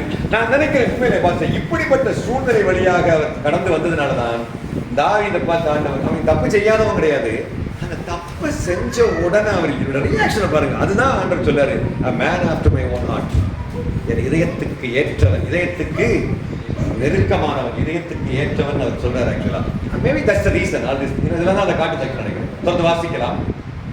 என்னை இப்பொழுதும் நீ என்னை அசட்டை பண்ணி ஏற்றினாய் உரியவன் மனைவி உனக்கு மனைவியாக எடுத்துக் கொண்டபடினால் பட்டை மன்னனைக்கு உன் வீட்டை விட்டு விலகாது இருக்கும். கர்த்தர் சொல்வது என்னவென்றால், இதோ நான் உன் வீட்டிலே பொல்லாப்பி மேல் எழும்ப பண்ணி உன் கண்ணில் பார்த்து உன் சிறிகளை எடுத்து உனக்கு அடுத்தவனுக்கு கொடுப்பேன். அவன் இந்த சூரியனுடைய வெளிச்சத்திலே உன் சிறிகளோட சயனிப்பான். நீ ஒளிப்படத்தில் அதை செய்தாய். நானோ இந்த காரியத்தை இஸ்ரவேல் எல்லாருக்கும்பாகவும் சூரியனுக்கும்பாகவும் செய்விப்பேன் என்றார் என்று சொன்னார். உடனே நம்ம ஆளுக்கு ரியாக்ஷன் பாருங்க, வாசிங்க. அப்பொழுது தாவீது நாத்தானிடத்தில், நான் கர்த்தருக்கு விரோதமாய் பாவம் செய்தேன் என்றார். நாத்தான் தாவீதை நோக்கி, நீ சாகாதபடிக்கு கர்த்தரின் பாவம் நீங்க செய்தார். இது சாதாரணமா அவன் சொல்லல. நான் பாவம் செய்தேன் ஒரு ராஜா ஒரு தீர்க்கதரிசிகிட்ட ஒத்துக்கிறது அவ்வளவு ஈஸி கிடையாது. ஒரு ராஜா ஒரு ப்ராஃபெட் கிட்ட நான் கர்த்தருக்கு விரோதமாக பாவம் செய்தேன்னு சொல்றது அவ்வளவு ஈஸி கிடையாது. கிரேட்டஸ்ட் பர்சனாலிட்டியால தான் அது முடியும். ஆக்சுவலா நமக்கு எதிராக ஒரு சின்ன தப்பு, மூத்த போதகரே நம்மளை ஒரு குறை சொன்னா கூட நம்மளால தாங்க முடியும். நமக்கு சினு பேர் சினு தானே, இல்ல பிள்ளைய பேர் செவியா, ஜெஃபி. நானும் ஜெஃபி நினைக்கப்பட்டேன். JEFI JVFY JEFFY. Oh, Jeffrey. Wow, praise the Lord. Amen. இப்ப நல்ல கவனமா கவனிங்க. அப்போ கடவுளுக்கு மீடியேட்டர் இயேசுவும் தேவை கிடையாது, கடவுளுக்கு பலியும் தேவை கிடையாது. பலி எல்லாம் நான் வெறுக்கேன்னு கூட பழைய ஏற்பாட்டுல சொல்றாரு. உண்மையை சொல்ல போனா எதுவுமே தேவை கிடையாது. ஆனா கிரைஸ்ட் இந்த உலகத்துக்கு கர்த்தர் அனுப்புறதுல ஒரு மகிமை உண்டு மக்களே. அவர் நான் பாவம் செய்தேன், நான் தான் தாவீதை நோக்கி உடனே டக்குன்னு நாத்தான் தாவீதை பத்தி சொல்ல தெரியுமா, நீ சாகாதபடிக்கு கர்த்தர் ஒரு பாவம் நீங்க செய்த. லாகின் பண்ணின உடனே டக்குன்னு ஆண்டவர் சொல்றாரு உன் பாவம் நீங்க. ஏன்னா அப்ப எவ்வளவு உருக்கமா அதை சொல்லியிருப்பாங்கிறத என்னால புரிஞ்சுக்க முடியுது. நான் பாவம் செய்தேன் ஆண்டவரே, பாவத்தை மன்னி ஆண்டவரே அப்படின்னு சும்மா சாதாரணமா ஒன்று சொல்ல, நான் கர்த்தருக்கு விரோதமாக பாவம் செய்தேன். ஒரு ராஜா எல்லாம் அவ்வளவு ஈஸியா ஒத்துக்கிட மாட்டார். இன்னைக்கு இருக்கக்கூடிய ஒரு எம்எல்ஏ ஒரு பாவம் செய்ததை ஒத்துக்கிடுவாரா? ஒரு சாதாரண ஒரு பாஸ்டர், ஒரு சாதாரண எடுத்துக்கிடுவோமே, ஒரு சின்ன ஒரு சபையினுடைய ஒரு ஊழியக்காரராகட்டும், ஒரு எம்எல்ஏயோ ஒரு போலீஸ்காரனோ ஒரு எம்பியோ ஒரு ஏதோ ஒரு கலெக்டரேட்ல வேலை பார்க்கக்கூடிய, நம்ம குளித்துறை தாலுகா ஆஃபீஸில் வேலை பார்க்கக்கூடிய ஒரு சாதாரண ஒரு வில்லேஜ் ஆஃபீஸரோ அல்லது ஒரு ரெவென்யூ இன்ஸ்பெக்டரோ தாசில்தாரோ தான் செய்த ஒரு குற்றத்தை நான் குற்றம் செய்துட்டேன் என்ன மன்னிச்சு சாதாரணமாக சொல்ல முடியும், இவங்களே சொல்ல முடியாது. ஆனால் இஸ்ரவேலின் ராஜா சொல்கிறார், நான் கர்த்தருக்கு விரோதமாக பாவம் செய்தேன். நிஜமான பாவம் அந்த அந்த அந்த மனம் என்ன சொல்லுவாங்க, மனப்பூர்வமாக மனஸ்தாபப்பட்டதுனால அவர் சொல்றாரு, உன் பாவங்களை நீங்க செய்தார். தொடர்ந்து வாசிங்க. ஆனாலும் கர்த்தருடைய சத்துருக்கள் தூஷிக்க நீ காரணமா இருந்தபடிதான் உனக்கு பிறந்த பிள்ளை நிச்சயமா சாகும் என்று சொல்லி நாத்தான் வீட்டுக்கு போய்விட்டார். ஆனா அதுக்கு பிறகு அப்பொழுது கர்த்தர் உரியாவின் மனைவி தாவீதுக்கு பெற்ற ஆண் பிள்ளை அடித்தார், அது வியாதிப்பட்டு கேவலமா இருந்தது, கடைசியில் அந்த குழந்தை செத்து போச்சது. ஆனா அதுக்கு பிறகு கர்த்தர் தாவீதை வேற எதுலையும் தண்டிக்கவே இல்லை. ஏன்னா தாவீதுக்கு பிறந்த அந்த குழந்தை தண்டிக்கப்பட்டது, குழந்தை அது செத்து போச்சது. ஏன்னா தப்புல பிறந்த ஒரு குழந்தை ஆனதுனால அந்த குழந்தையை கடவுள் அடித்தார். அவருக்கு கொடுத்த மேக்சிமம் பனிஷ்மெண்ட் அந்த குழந்தை கொல்லப்பட்டது தான். ஆனா தாவீது ரொம்ப சீனப்பட்டது அந்த விஷயத்துல. அந்த குழந்தை செத்தது, சாவறதுக்கு முன்னாடி வரைக்கும் அழுது ரொம்ப டயர்ட் ஆகிட்டார். குழந்தை செத்ததுக்கு பிறகு அவர் எழுதி சாதாரணமாக மாறிட்டார் இருக்கலாம். அந்த கதை எல்லாம் பின்னாடி வாசிக்கலாம். இப்போ நான் கமிங் சொல்ல, why do we need Jesus? இயேசு எதற்காக தேவை? யார் இல்லாமலேயே கடவுள் மன்னிக்க முடியுமே, என் பொருட்டு நான் மன்னிக்கிறேன். எப்படிப்பட்ட மன்னிப்பு தெரியுமா மக்களே? ஏசாயா 1:18 வாசிக்கலாம். Isaiah chapter 1 and verse 18 வாசிக்கலாம். கடக்கடுவு பாருங்கள் என்று கர்த்தர் சொல்லுகிறார். உங்கள் பாவங்கள் சிவேர் என்று இருந்தாலும் உறைந்த மழையை போல் வெண்மையாகும். அவை ரத்தாம்பரம் போல் சிவப்பா இருந்தாலும் பஞ்சை போல் ஆகும். சிவப்பா இருந்தாலும் நான் பஞ்சு வெண் பஞ்சை போல் மாற்றுவேன். அது புதிய டிரான்ஸ்லேஷன், வெண் பஞ்சை போல் மாற்றுவேன் அப்படின்னு போட்டிருக்கேன். அவ்வளவு தூரத்துக்கு நான் உன்னை தூய்மையாக மாற்றுவேன். நான் நினைக்க மாட்டேன் என்ற வசனத்தை எல்லாம் நம்ம 43:25 பார்த்தோம். நான் நினைக்கவே மாட்டேன் அப்படின்னு தான் சொல்றாரு. ஆனால் இயேசு கிறிஸ்து எதற்காக தேவைப்படுகிறார் என்பதை நாம் பாவ மன்னிப்பு, நித்திய ஜீவன் இருக்குது, பாவ மன்னிப்பு இருக்குது, ஹீலிங் இருக்குது. ஹீலிங் இருக்குங்கிற எப்படி தெரியுமா? என் ஆத்மாவை கர்த்தரை ஸ்தோத்திரி சொல்லுங்க. என் முழு உள்ளமையோட நாமத்தை ஸ்தோத்திரி. என் ஆத்மாவை கர்த்தரை ஸ்தோத்திரி. கர்த்தர் செய்த சகோதரர்களை மறவாதே. அவர் அக்கிரமங்களை எல்லாம் மன்னித்து நோய்கள் எல்லாம் குணமாக்கி. Hold on. அவர் நோய்களை மட்டும்தான் குணப்படுத்துவாரு. எலியாவும் எலிசாவும் சேர்ந்து சித்த பிரேதத்தை தான் எழுப்புவாங்க. அந்த கோடாரி, இரும்பு கோடாரியை மிதக்கத்தான் வைப்பாங்க. கடவுள் பாவத்தை எல்லாம் மன்னிக்க மாட்டார் அப்படி சொல்ல முடியாது. இது நடந்துட்டா இதுவும் நடக்கும், அது நடந்தா இதுவும் நடக்கும். அவர் அக்கிரமங்களை எல்லாம் மன்னிப்பது உண்மையா அப்படின்னா, அவர் என் நோய்களை எல்லாம் குணப்படுத்தியது உண்மை என்றால், அவர் என் நோய்களை, அவர் என் அக்கிரமங்களை எல்லாம் மன்னித்ததும் உண்மை. அப்போ அக்கிரமத்தை மன்னிப்பது பழைய உடன்படிக்கையிலேயே இருக்கிறது அல்லவா அப்படிங்கும் போது, அப்ப எதுக்காக வேண்டி புதிய உடன்படிக்கை தேவை அப்படின்ற கேள்விக்கு நாம பதில் கண்டுபிடிக்க வேண்டும். அது என்ன அப்படின்னா, அதுதான் மிக முக்கியமாக. இந்த மணி 2:45 காட்டுது பாஸ்டர். இது எப்படி ஆகும்? ஆனா அதுல என்னன்னா, அந்த ஓடுது பார்த்துக்கிடுங்க. அந்த கிளாக் ஒரு பெந்தேகோஸ்து கிளாக் மாதிரி தெரியும். ரொம்ப ஸ்லோவா ஓடுது. பாஸ்டர் நீங்களே பெந்தேகோஸா இருந்துக்கிட்டு இப்படி நீங்க பெந்தேகோஸை சொல்லலாமான்னு கேட்டாங்க. உண்மையிலே சொல்ல, எனக்கு இந்துக்கள்கிட்ட எல்லாம் ஒரு கோபமும் கிடையாது. கத்தோலிக்க ஃபாதர்கிட்ட எனக்கு ஒரு கோபம் கிடையாது. சிஎஸ்ஐ ரெவரண்ட்டா ஒரு கோபம் கிடையாது. மோடிகிட்ட எனக்கு ஒரு கோபம் கிடையாது. அவையெல்லாம் தரமான பாவிகள், நாம மோசமான பரிசுத்தவான்கள். இப்பதான் பிரச்சனை. அவங்களுக்குன்னு கொடுக்கப்பட்ட கடமை எல்லாம் கரெக்டா செய்யாங்க. ஆண்டவர் உங்களோடு இருப்பாராக அப்படி சொல்லுதும். மக்கள் எல்லாம் சேர்ந்து கூடியாடி உம்மோடும் இருப்பாராக சொல்லுது. எல்லாம் அவங்க கரெக்டா இருக்கிறாங்க. நமக்குன்னு கொடுக்கப்பட்ட வேலையை நம்ம ஒழுங்கா செய்யறோமான்னு கேட்டா இல்ல. Very important. நல்லா கவனமா கவனிங்க. ஆண்டவர் இதெல்லாம் பழைய ஏற்பாட்டில் இருக்கு மக்களே. ஆனா யூதர்களை நம்மளால 1 மில்லிமீட்டர் கூட நகர்த்த முடியாது போன காரணம் தெரியுமா? இன்னைக்கும் யூதன் அந்த கடும் பிடிச்சிட்டு தான் உட்காந்துருக்கான். எந்த கிறிஸ்தவனும் இன்னைக்கு டெல் அவிவ்ல அல்லது எருசலேம்ல அங்க இஸ்ரேலுடைய எந்த தெருவிலையும் போய் நின்றுக்கிட்டு சத்தமா இயேசுவை பற்றி பேச முடியாது. தூக்கி உள்ள போடுவாங்க. இந்த வீடியோல நான் பார்க்குறேன். Immediate arrest. அவ்வளவு தூரத்துக்கு வெகுமெண்டா நம்மளை எதிர்க்கிறதுக்கு காரணம் என்ன அப்படின்னா, we haven't really understood exactly the very purpose of the crucifixion of Jesus Christ. இயேசு கிறிஸ்துவினுடைய crucifixion, அந்த சிலுவை மரணத்தினுடைய நிஜமான நோக்கம் என்ன அப்படின்றத நம்ம புரிந்து கொள்ளவில்லை. பழைய உடன்படிக்கையில் இல்லாத ஒரு விஷயத்தை கிறிஸ்து சாதிக்க வேண்டும் என்பதற்காக புதிய உடன்படிக்கைக்கு நம்மை அழைத்து வந்திருக்கின்றார். வாசிக்கலாம். இத்தனை பேர் தெரிஞ்சுக்க விரும்புறீங்க? அந்த காரணத்தை நான் தெரிஞ்சுக்க விரும்புறேன்னு சொல்லுவாங்க. கை வைக்காம பார்க்கலாம். உனக்கு காரணம் ஆசை இல்லை இல்லையா மகா? வேறு ஒரு ஆசை இல்லை. இங்க இருந்து எப்ப வீடு போய் சேர்ந்த என்ன பண்ணலாம்? மழை அடிச்சது கட்டாவே அவனுடைய வெப்பராலயம் எல்லாம் வேற மாதிரி இருக்குது. நம்முடைய ஆசை எல்லாம் வேற, அவனுக்கு வேற ஆசையா இருக்கு. கொஞ்சம் நீங்க நினைக்கிறீங்க இன்னைக்கு உங்களுக்கு அவன் கிடைச்சிருக்கான். எல்லா வீடியோவிலையும் நம்ம பார்க்குறோம் இல்லையா? இன்னைக்குல ஒரு நாள் ஒரு பாட்டி கிடைக்கும், ஒரு தாத்தா கிடைக்கும். அதே மாதிரி இன்னைக்கு இவன் கிடைச்சிருக்காங்க. நல்ல கவனமா கவனிங்க. ஏதோ ஒன்று புதிய உடன்படிக்கையில கர்த்தர் சாதிச்சார். அது என்ன என்பதை நான் உங்களுக்கு சொல்ல விரும்புகிறேன். ரோமர் 5ஆம் அதிகாரத்தினுடைய 8வது வசனத்தை வாசிப்போம்.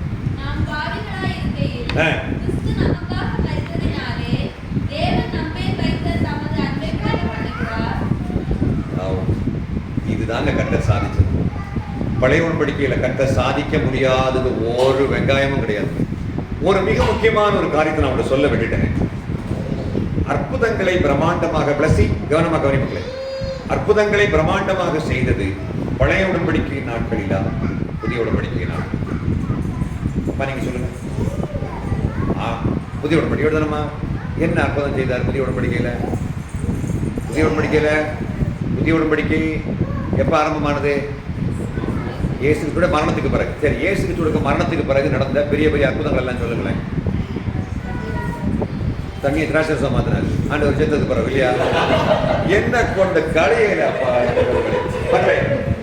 இல்ல அம்மா சாரி ஐ லவ் யூ அம்மா ஐ லவ் யூ அம்மா ஏய் உடனே கடந்து சிரிச்சி அதான் சொல்லு ஜெஃபி சொல்லு மக்கா சொல்லு நீ சொல்லு ஆனா எனக்கு ஜெஃபிக்கு பேர் மறக்குறதுக்கு வாய்ப்பே இல்லை ஏன்னா செவி இருக்கிறது வரைக்கும் ஜெஃபி மறக்காது ஒரு இது தெரியுமா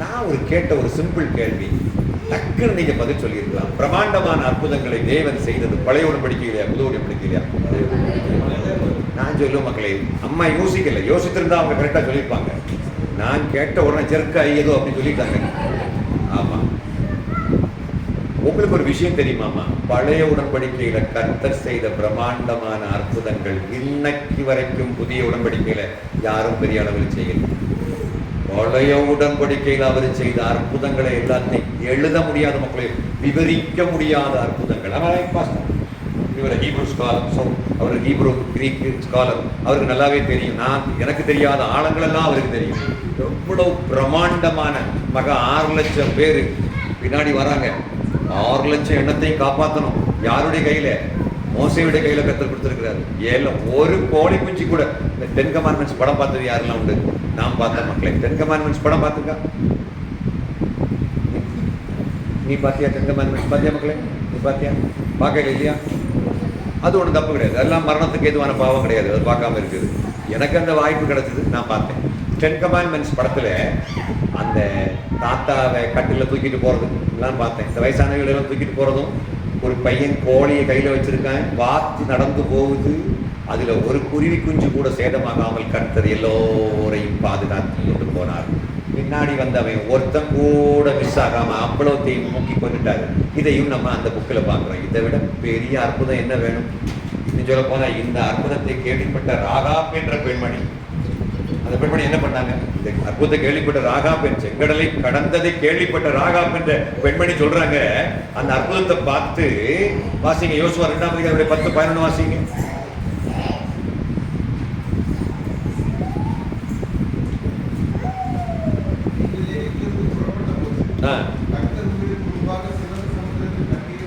இது சொல்றது யார் தெரியுமா கானான் தேசத்தில் உள்ள எரிகோ பட்டணத்துக்குள்ள இருக்கக்கூடிய ஒரு பெண்மணி ஒரு இம்மாரல் ஆக்டிவிட்டீஸ்ல ஈடுபட்டு கொண்டிருந்த ஒரு பெண்மணியாகிய ராகாப் என்பவர் அவர் வந்து இஸ்ரவேலர் கிடையாது யூதர் கிடையாது அவர் கானானிய பெண்மணி விக்கிரகத்தை வணங்கக்கூடியவர் அந்த அம்மா என்ன சொல்றாங்க ரிப்போர்ட் இஸ்ரவேலின் தேவனை பற்றிய ரிப்போர்ட் என்ன சொல்றாங்க பாருங்க வாசி மக்கள்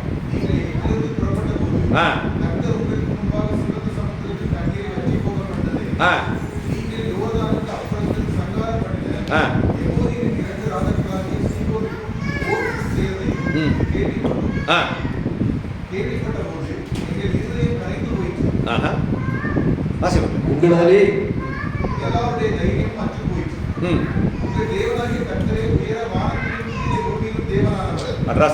சொல்றது யாரு இது உங்கள் தேவனாகிய கர்த்தர் தான் உண்மையான கடவுள்னு சொல்ல வைத்தது யார் வாயால சொல்ல வைக்கிறாரு ராகாப் யாரு இஸ்ரேல் கிடையாது புறவினத்து பெண்மணி அந்த அம்மா சொல்றாங்க உங்க கடவுள் தான் கடவுள் அப்படி காரணம் என்ன கடவுள் செய்த ராகாப்புக்கு செய்த அற்புதமா எங்கேயோ கிலோமீட்டருக்கு அப்புறத்துல இஸ்ரவேல் மக்களுக்கு அவர்களுடைய கடவுள் செய்த அற்புதத்தை பற்றி கேள்விப்பட்டு இந்த அம்மா சொல்றாங்க உங்க கடவுள் தான் கடவுள் வானத்தின் கீழே பூமியின் மேலே வேற கடவுள் எல்லாம் ஒன்றும் கிடையாது உங்கள் தேவனாகிய கர்த்தரே தேவனானவர் அது சிங்குலர்ல போட்டிருக்கா ப்ளூரல்ல போட்டிருக்கா தேவனும்னு போட்டிருக்கா தேவனே போட்டிருக்கா தேவனானவர் உங்கள் தேவனாகிய கர்த்தரேன்னு போட்டிருக்கா கர்த்தரும்னு போட்டிருக்கா உங்கள் தேவனாகிய கர்த்தரே singular she believes in monotheism எப்படி கடவுள் மட்டும்தான் கடவுள் மக்கா அப்படின்னு சொல்றாரு அதுக்கு பிறகு அந்த அம்மா கடவுளை கும்பிட ஆரம்பிச்சிருப்பாங்களா இல்லையா தேவனாகிய கர்த்தரே தேவனானவர்னு சொன்னது பிறகு அந்த அம்மா கண்டிப்பா திரும்ப விக்கிரக வணக்கத்துக்கு போயிருக்கிறதுக்கு வாய்ப்பு இல்லை அதுக்கு பிறகு அந்த அம்மாவை யாரு கிட்ட தெரியுமா பொதுவா யூதர்கள் அல்லாதவர்களை கல்யாணம் பண்ண மாட்டாங்க ஆனா அந்த அம்மாவை கல்யாணம் பண்ணாங்க ஹலோ யூதர்கள் அல்லாதவர்களை யார் சல்மோன் சொன்னது யாரு சரியான பதில் சுகின் கொள்ளாம சோமாரிக்கா மக்கா கரெக்டான பதில் சுகின் சொன்னது கரெக்டான பதில். சல்மோன் என்பவர் திருமணம் செய்தார். மத்திய 1ஆம் அதிகாரம் 5ஆம் வசனம். யாரை? ராகாப்பை. அப்ப ராகாப்பை இவர் கல்யாணம் பண்ண காரணம் என்ன? யூதர்கள் ஆக்சுவலா யூதர்கள் அல்லாதவர்களை திருமணம் செய்ய மாட்டார்கள். ஏனென்றால் அவர்களுடைய விசுவாசத்திற்கு இவங்களை கொண்டு போயிருவாங்கங்கிற ஒரு பயத்தினால கல்யாணம் பண்ண மாட்டாங்க. ஆனா ராகாப்பை இந்த சல்மோன் கல்யாணம் பண்ணுகிறார். காரணம் என்னன்னா, அந்த அம்மா யாரை ஏற்றுக்கொண்டார்? இஸ்ரவேலின் தேவனை ஏற்றுக்கொண்டார். தேவனாகிய கர்த்தரை ஏற்றுக்கொண்டதுனால இந்த பக்கம் அவங்க மாறினாங்க. இப்படி அற்புதங்களை செய்து மக்களை மதமாற்றம் செய்வதற்கு பழைய உடன்படிக்கை தோதானதா இல்ல புதிய உடன்படிக்கை தோதானதா? நம்ம சொல்லுங்க, என்ன சொன்னீங்க? பழைய உடன்படிக்கை ரொம்ப வசதியானது. அற்புதங்களை செய்து மக்களை இந்த பக்கம் மதமாற்றம் பண்ணி கொண்டு வரணும்னா வேற எதுவுமே தேவையில்லை. பழைய உடன்படிக்கையில செய்த அற்புதங்கள் மட்டும், வேற எதுவும் தேவை கிடையாது. ஏன் தெரியுமா? அந்த ஒரு குஷ்டரோகி ஒரு ஆள் சுகமாக்குறாரு தெரியுமா? அவர் பேர் என்னது? நாகமான். நாகமான் என்ன சொல்றாரு? 2 ராஜாக்கள் 5:17 வாசிங்க. இதை முடிச்சிருவோம். 2 ராஜாக்கள் 5:17 வாசிங்களேன்.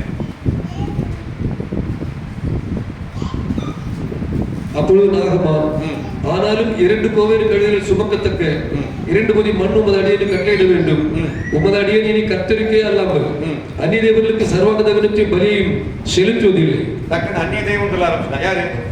அந்த சிறிய நாட்டு படைத்தளபதியாகிய நாகமான் சொல்றாரு, இனி நான் இன்னைக்கு வரைக்கும் கும்பிட்டு இருந்தேன், நேற்றைக்கு வரைக்கும் கும்பிட்ட அந்த அந்நிய தேவர்களை நான் இனி கும்பிட மாட்டேன். அது எனக்கு அந்நிய தேவன், இன்னைக்கு இனி உன் கடவுளை தான் கும்பிடுவேன் அப்படின்னு அவர் சொல்லுவாருன்னா, இப்படி சொல்ல வைக்கக்கூடிய வலிமை அற்புதங்களுக்கு உண்டா இல்லையா? உண்டு. எனக்கு தெரிஞ்சு பழைய உடன்படிக்கையினுடைய அற்புதம் அல்ல, இப்ப நம்ம பண்ணக்கூடிய அற்புதம் எல்லாம் ஒரு பெரிய அற்புதம்னு ஒன்றும் சொல்லுறதுக்கு இல்லை. இன்னைக்கெல்லாம் அன்னைக்கு ஒரு அம்மாட்ட, அம்மா நீங்க இந்து ஆச்சே, சர்ச்சைக்கெல்லாம் போக ஆரம்பிச்சிங்களே அப்படின்னு கேட்டா அவங்க சொல்றாங்க, இடுப்பு பகுதியிலே ஒரு வலி கடந்து வந்தது, இந்த கடந்து வந்த இடுப்பு வலி கடந்து போகும்படியாக நல்லமாவுடைய பகுதிக்கு நாங்கள் கடந்து போயிருந்தோம் பிரதர். அப்பொழுது அண்ணன் கடந்து வந்து ஜெபித்த பொழுது ஒரு வல்லமை கடந்து வந்தது. அப்பொழுது கடந்து வந்த இடுப்பு வலி கடந்து போனது பிரதர். சர்ச்சுக்கு கடந்து போக சொல்லியிருக்கிறாங்க.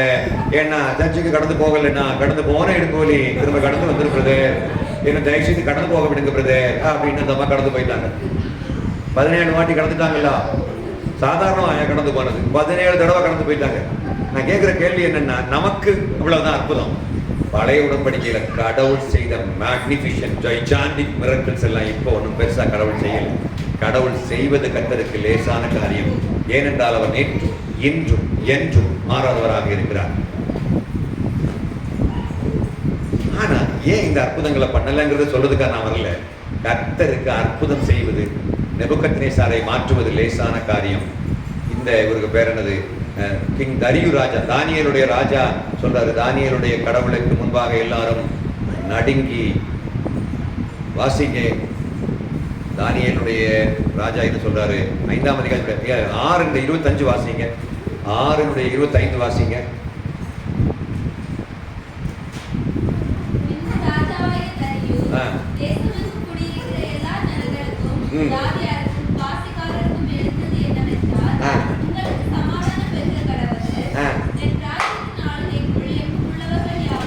ஜீவனுள்ள தேவன், தானியேல் தேவனுக்கு முன்பாக நடுங்கி பயப்பட வேண்டும் என்று என்னாலே தீர்மானம் பண்ணப்படுகிறது. அவர் ஜீவனுள்ள தேவன், அவர் என்றென்றைக்கு நிலைத்திருக்கிறவர், அவருடைய ராஜ்யம் அழியாதது, அவருடைய கர்த்தத்துவம் முடிவு நிலைத்திருக்கும். இப்படி சொல்லுவது யார் தெரியுமா? அவங்க தானியேலுடைய ராஜாவாகிய கிங் டாரியஸ். ஆக்சுவலா தரியு யார் தெரியுமா? தன்னை வணங்க வைத்தவர், தன்னை மக்கள் வணங்க வேண்டும் என்று சொன்னவர். அந்த சாப்டர் ஃபுல்லா வீட்டுல போய் உட்கார்ந்து வாசிங்க. தான் கடவுள் மாதிரி உட்கார்ந்து இருந்தாரு பாபிலோன்ல. அப்படி இருக்கும் போது தானியேலுடைய கடவுள் தான் கடவுள் நிரூபிப்பதற்கு பழைய உடன்படிக்கையே போதும் மக்களே. ராஜாக்களையே முட்டி போட வைக்க முடியும். மோடியெல்லாம் ஒரு மணிக்கூர்ல ஒரு நிமிஷத்துல மோடியை கடவுள் நினைச்சா மாற்ற முடியும். மோடி மத்தியானம் சாப்பிட்டு இருக்கும் போது பிள்ளைய இந்த அமைதியா இருமாங்க, அந்த பிள்ளைகளை அப்படியே விட்டுரு, பிளஸியை குழந்தைய விட்டுரு மக்கள், அது எங்கேயும் போகாது. பிள்ளை இந்த குழந்தை பின்னாடி வந்தா பார்த்துக்கோங்க, யாரும் ஓடி விடக்கூடாது, அதை எப்படி ஃப்ரீயா விட்டு அந்த பிள்ளை அதனுடைய தனி மனித உரிமை, அது எங்க எங்களையும் சுரஞ்சிட்டாங்க உட்கார்ந்துருக்கட்டும், அதை விடுங்க. அது அந்த பிள்ளைகளை வந்து நம்ம ரொம்ப அதுகளுக்கு கொஞ்சம் டைம் ஃப்ரீடம் கொடுங்களேன். அது அது சின்ன குழந்தையா இருக்குது வரைக்கும் தான் இப்படி எல்லாம் பண்ணும். உண்மையிலே சொல்றேன், ஒரு குழந்தை சின்ன குழந்தைங்கிறதுக்கு அடையாளமே ஏதாவது செஞ்சுட்டே இருக்கும். அதுதான் அந்த குழந்தைக்கு அடையாளம் இல்லை. அப்ப எதுக்கு இது இப்படிதான் இருக்கும். வெள்ளத்துல மீன் போகுது இல்லை, எதுக்கு இங்க இருந்து மீன் அங்கே எதுக்கு போகுது? எதுக்கு வேலைக்கா போகுது? அது இங்க இருந்து நின்றுது, அங்க இருந்து இங்க நீந்தது. எதுக்கு நீந்ததுன்னு அதுக்கே தெரியாது, விட்டுறணும். தி ஆக்ட் ஆஃப் காட், கடவுள் செய்யக்கூடிய வேலை ஆக்சுவலா. ஆமா, அது நான் வந்துடுறேன், நான் பாயிண்ட்டுக்கு வர்றேன், நல்ல கவனமா கவனிங்க.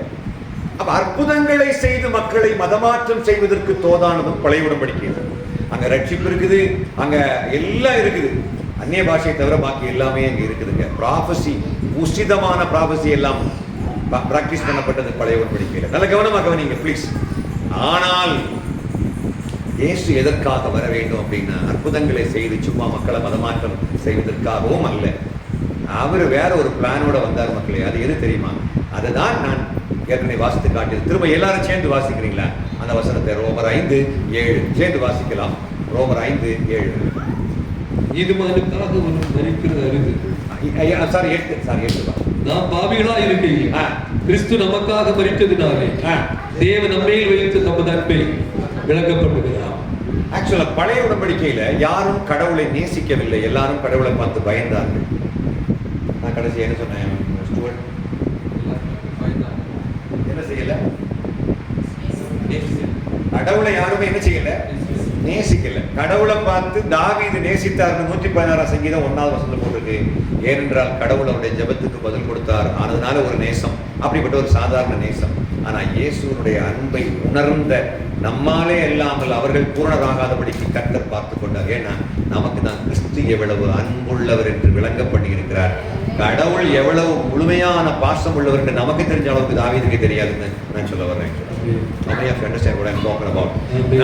இயேசு எதுக்காக மரித்தார்னா, அப்பதான் கடவுள் அன்புள்ளவர் என்பதை விளங்க பண்ண முடியும் என்பது.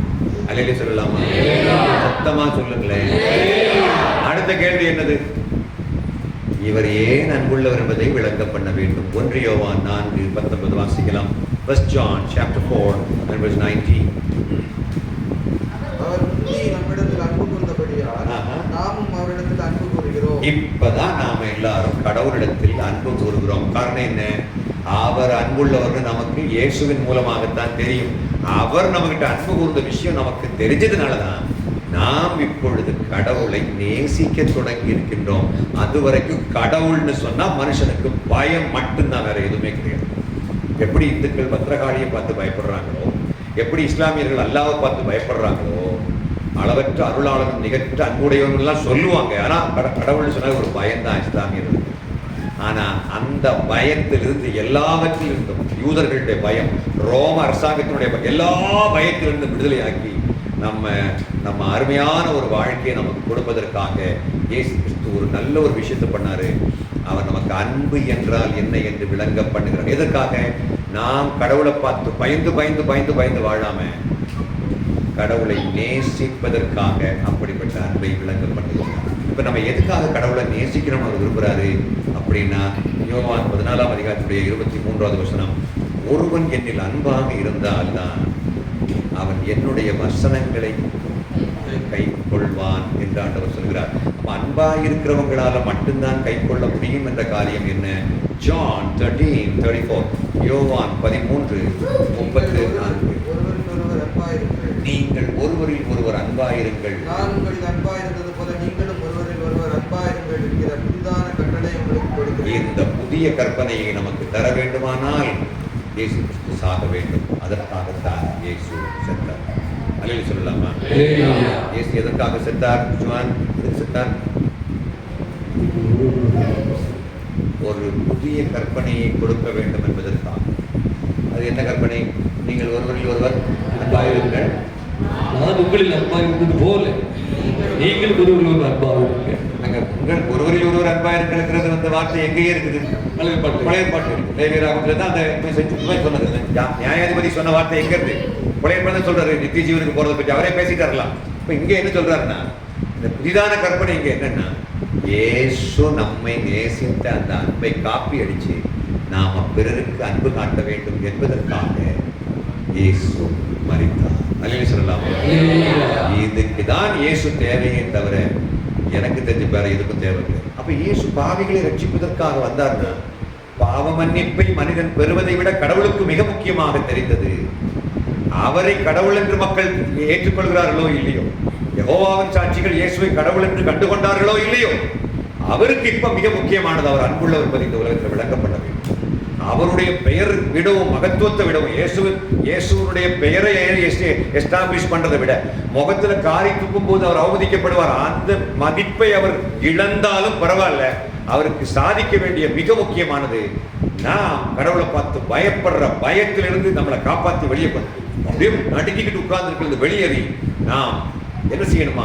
அவரை நேசித்து, நம்மை நாம் நேசிப்பது போல அல்ல, கடவுள் நம்மை நேசிப்பது போல நாம் பிறரை நேசிக்க வைக்க வேண்டும் என்பதற்காக இயேசு மரித்தார்.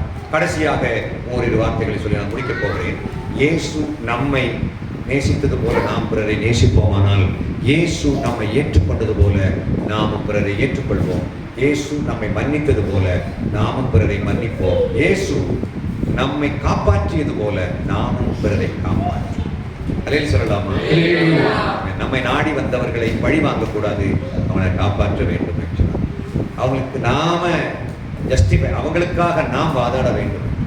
உரிமை இழந்தவர்களுக்காக நாம் போராட வேண்டும். காரணம் என்ன? because they have come to us seeking the justice. அதனால கிறிஸ்து நம்மை ஏற்றுக்கொண்டது போல நாம் ஒருவரை ஒருவர் ஏற்றுக்கொள்வோம். செத்தான் அவள்கிட்ட பேச மாட்டேன் பிரதர் அப்படிலாம் நாம சொல்லவே கூடாது. ஏன்னா செத்ததுக்கு பிறகு பேச முடியாது. அல்லேலூயா சொல்லலாமா? ரொம்ப பேர் சொல்லாங்க, செத்தாலும் நான் அவள்கிட்ட பேச மாட்டேன். கேட்டீங்களா பாஸ்டர்? நான் செத்தால் அவ எனக்கு செய்த துரோகத்தை எல்லாம் மறக்க முடியல பாஸ்டர். அந்த வைப்ரேஷன் எங்கே இருந்தா வருதோ தெரியல. என்ன வைப்ரேஷன்? உலகத்திலே வைப்ரேஷன் அதிகமானவங்க யார் தெரியுமா? கிறிஸ்தவங்க தான் வைப்ரேஷன் அதிகமானவங்க. உலகத்திலே மழை அதிகமாக பெய்யும் இடம் சிறப்புச்சி. உலகத்திலே மக்கள் நெருக்கம் அதிகமான நாடு இப்ப இந்தியா. உலகத்திலேயே உயரமான சிகரம் எவரெஸ்ட். உலகத்திலேயே வரதட்சணை அதிகமாக பிடுங்கும் இடம் கன்னியாகுமரி மாவட்டம். உலகத்திலேயே வைப்ரேஷன் அதிகமான மனிதர்கள் யாருன்னு கேட்டா கிறிஸ்தவங்க தான் வைப்ரேஷன். சோமாரிக்கலா பிரதர் நல்லா இருக்கு பிரதர், நல்லா இருக்கு. அப்போ நல்லா இருக்குன்னு சொன்னாலும் அது ஒரு வைப்ரேஷன் இருக்கு. இந்த இந்துக்கள் சிலர் வைப்ரேஷன் பற்றி பேசுவாங்க. உங்களை நான் ஆண்டவராகிய இயேசு நாமத்தில் நேசிக்கிறேன். எவ்வளவு நேரம் பேசியிருக்கேன் மாஸ்டர்? 3 மணி வரைக்கும் பேசுகிறேன். எப்படா மாஸ்டர்? 1:30 மணிக்கு. இல்லை நான் பேசுனதே மொத்தத்திலேயே 1:30 மணிக்கூறா? 1:35. வா, தட்ஸ் பியூட்டிஃபுல். இது ஒரு பைபிள் ஸ்டடி. கண்டிப்பாக இயேசு எதற்கு தேவை அப்படிங்கிறத நீங்கள் கண்டுபிடிச்சிருக்கீர்கள். கர்த்தர்களை ஆசீர்வதிப்பாராக.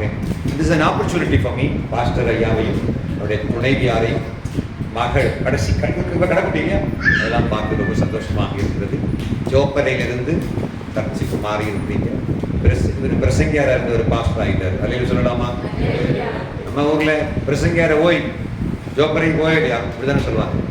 நான் இப்போ அப்படி இல்லை. Pastor praise the Lord have you pastor அப்படின்னா ரொம்ப வேற லெவலுக்கு நம்ம மாறியாச்சு இல்லையா? டோட்டலாகவே இனிமே ஒரு ஆள் விடாம எல்லாரையும் அரிச்சு வாரி கர்த்தருக்குள்ள கொண்டு வரணும். அல்லேலூயா. ஆமா, எங்கோடி போனாலும் செங்கோடிக்கு வந்து சேரணும் அப்படி சொல்லுவாங்க. ஆக்சுவலா எல்லா இடமும் விரிந்து பறந்து சென்று கிறிஸ்துவின் அன்பை வெளிப்படுத்துவோம். மக்களை ஒரு சிலருக்கு சிரிக்கவே தெரியாது. தயவு செய்து புன் சிரிக்கிறவர்கள் பாக்கியவான்கள். அவர்கள் உலகத்தை பின் பண்ணுவாங்க. அவங்க மக்களை கர்த்தர் பக்கம் திருப்புவார்கள். சாந்த குணம் உள்ளவர்கள் பாக்கியவான்கள். அவர்கள் பூமியை சுதந்திரிப்பார்கள். அல்லேலூயா சொல்லலாமா? நீதியின் மேல் பசிதாகம் உள்ளவர்களாக இருக்கும்.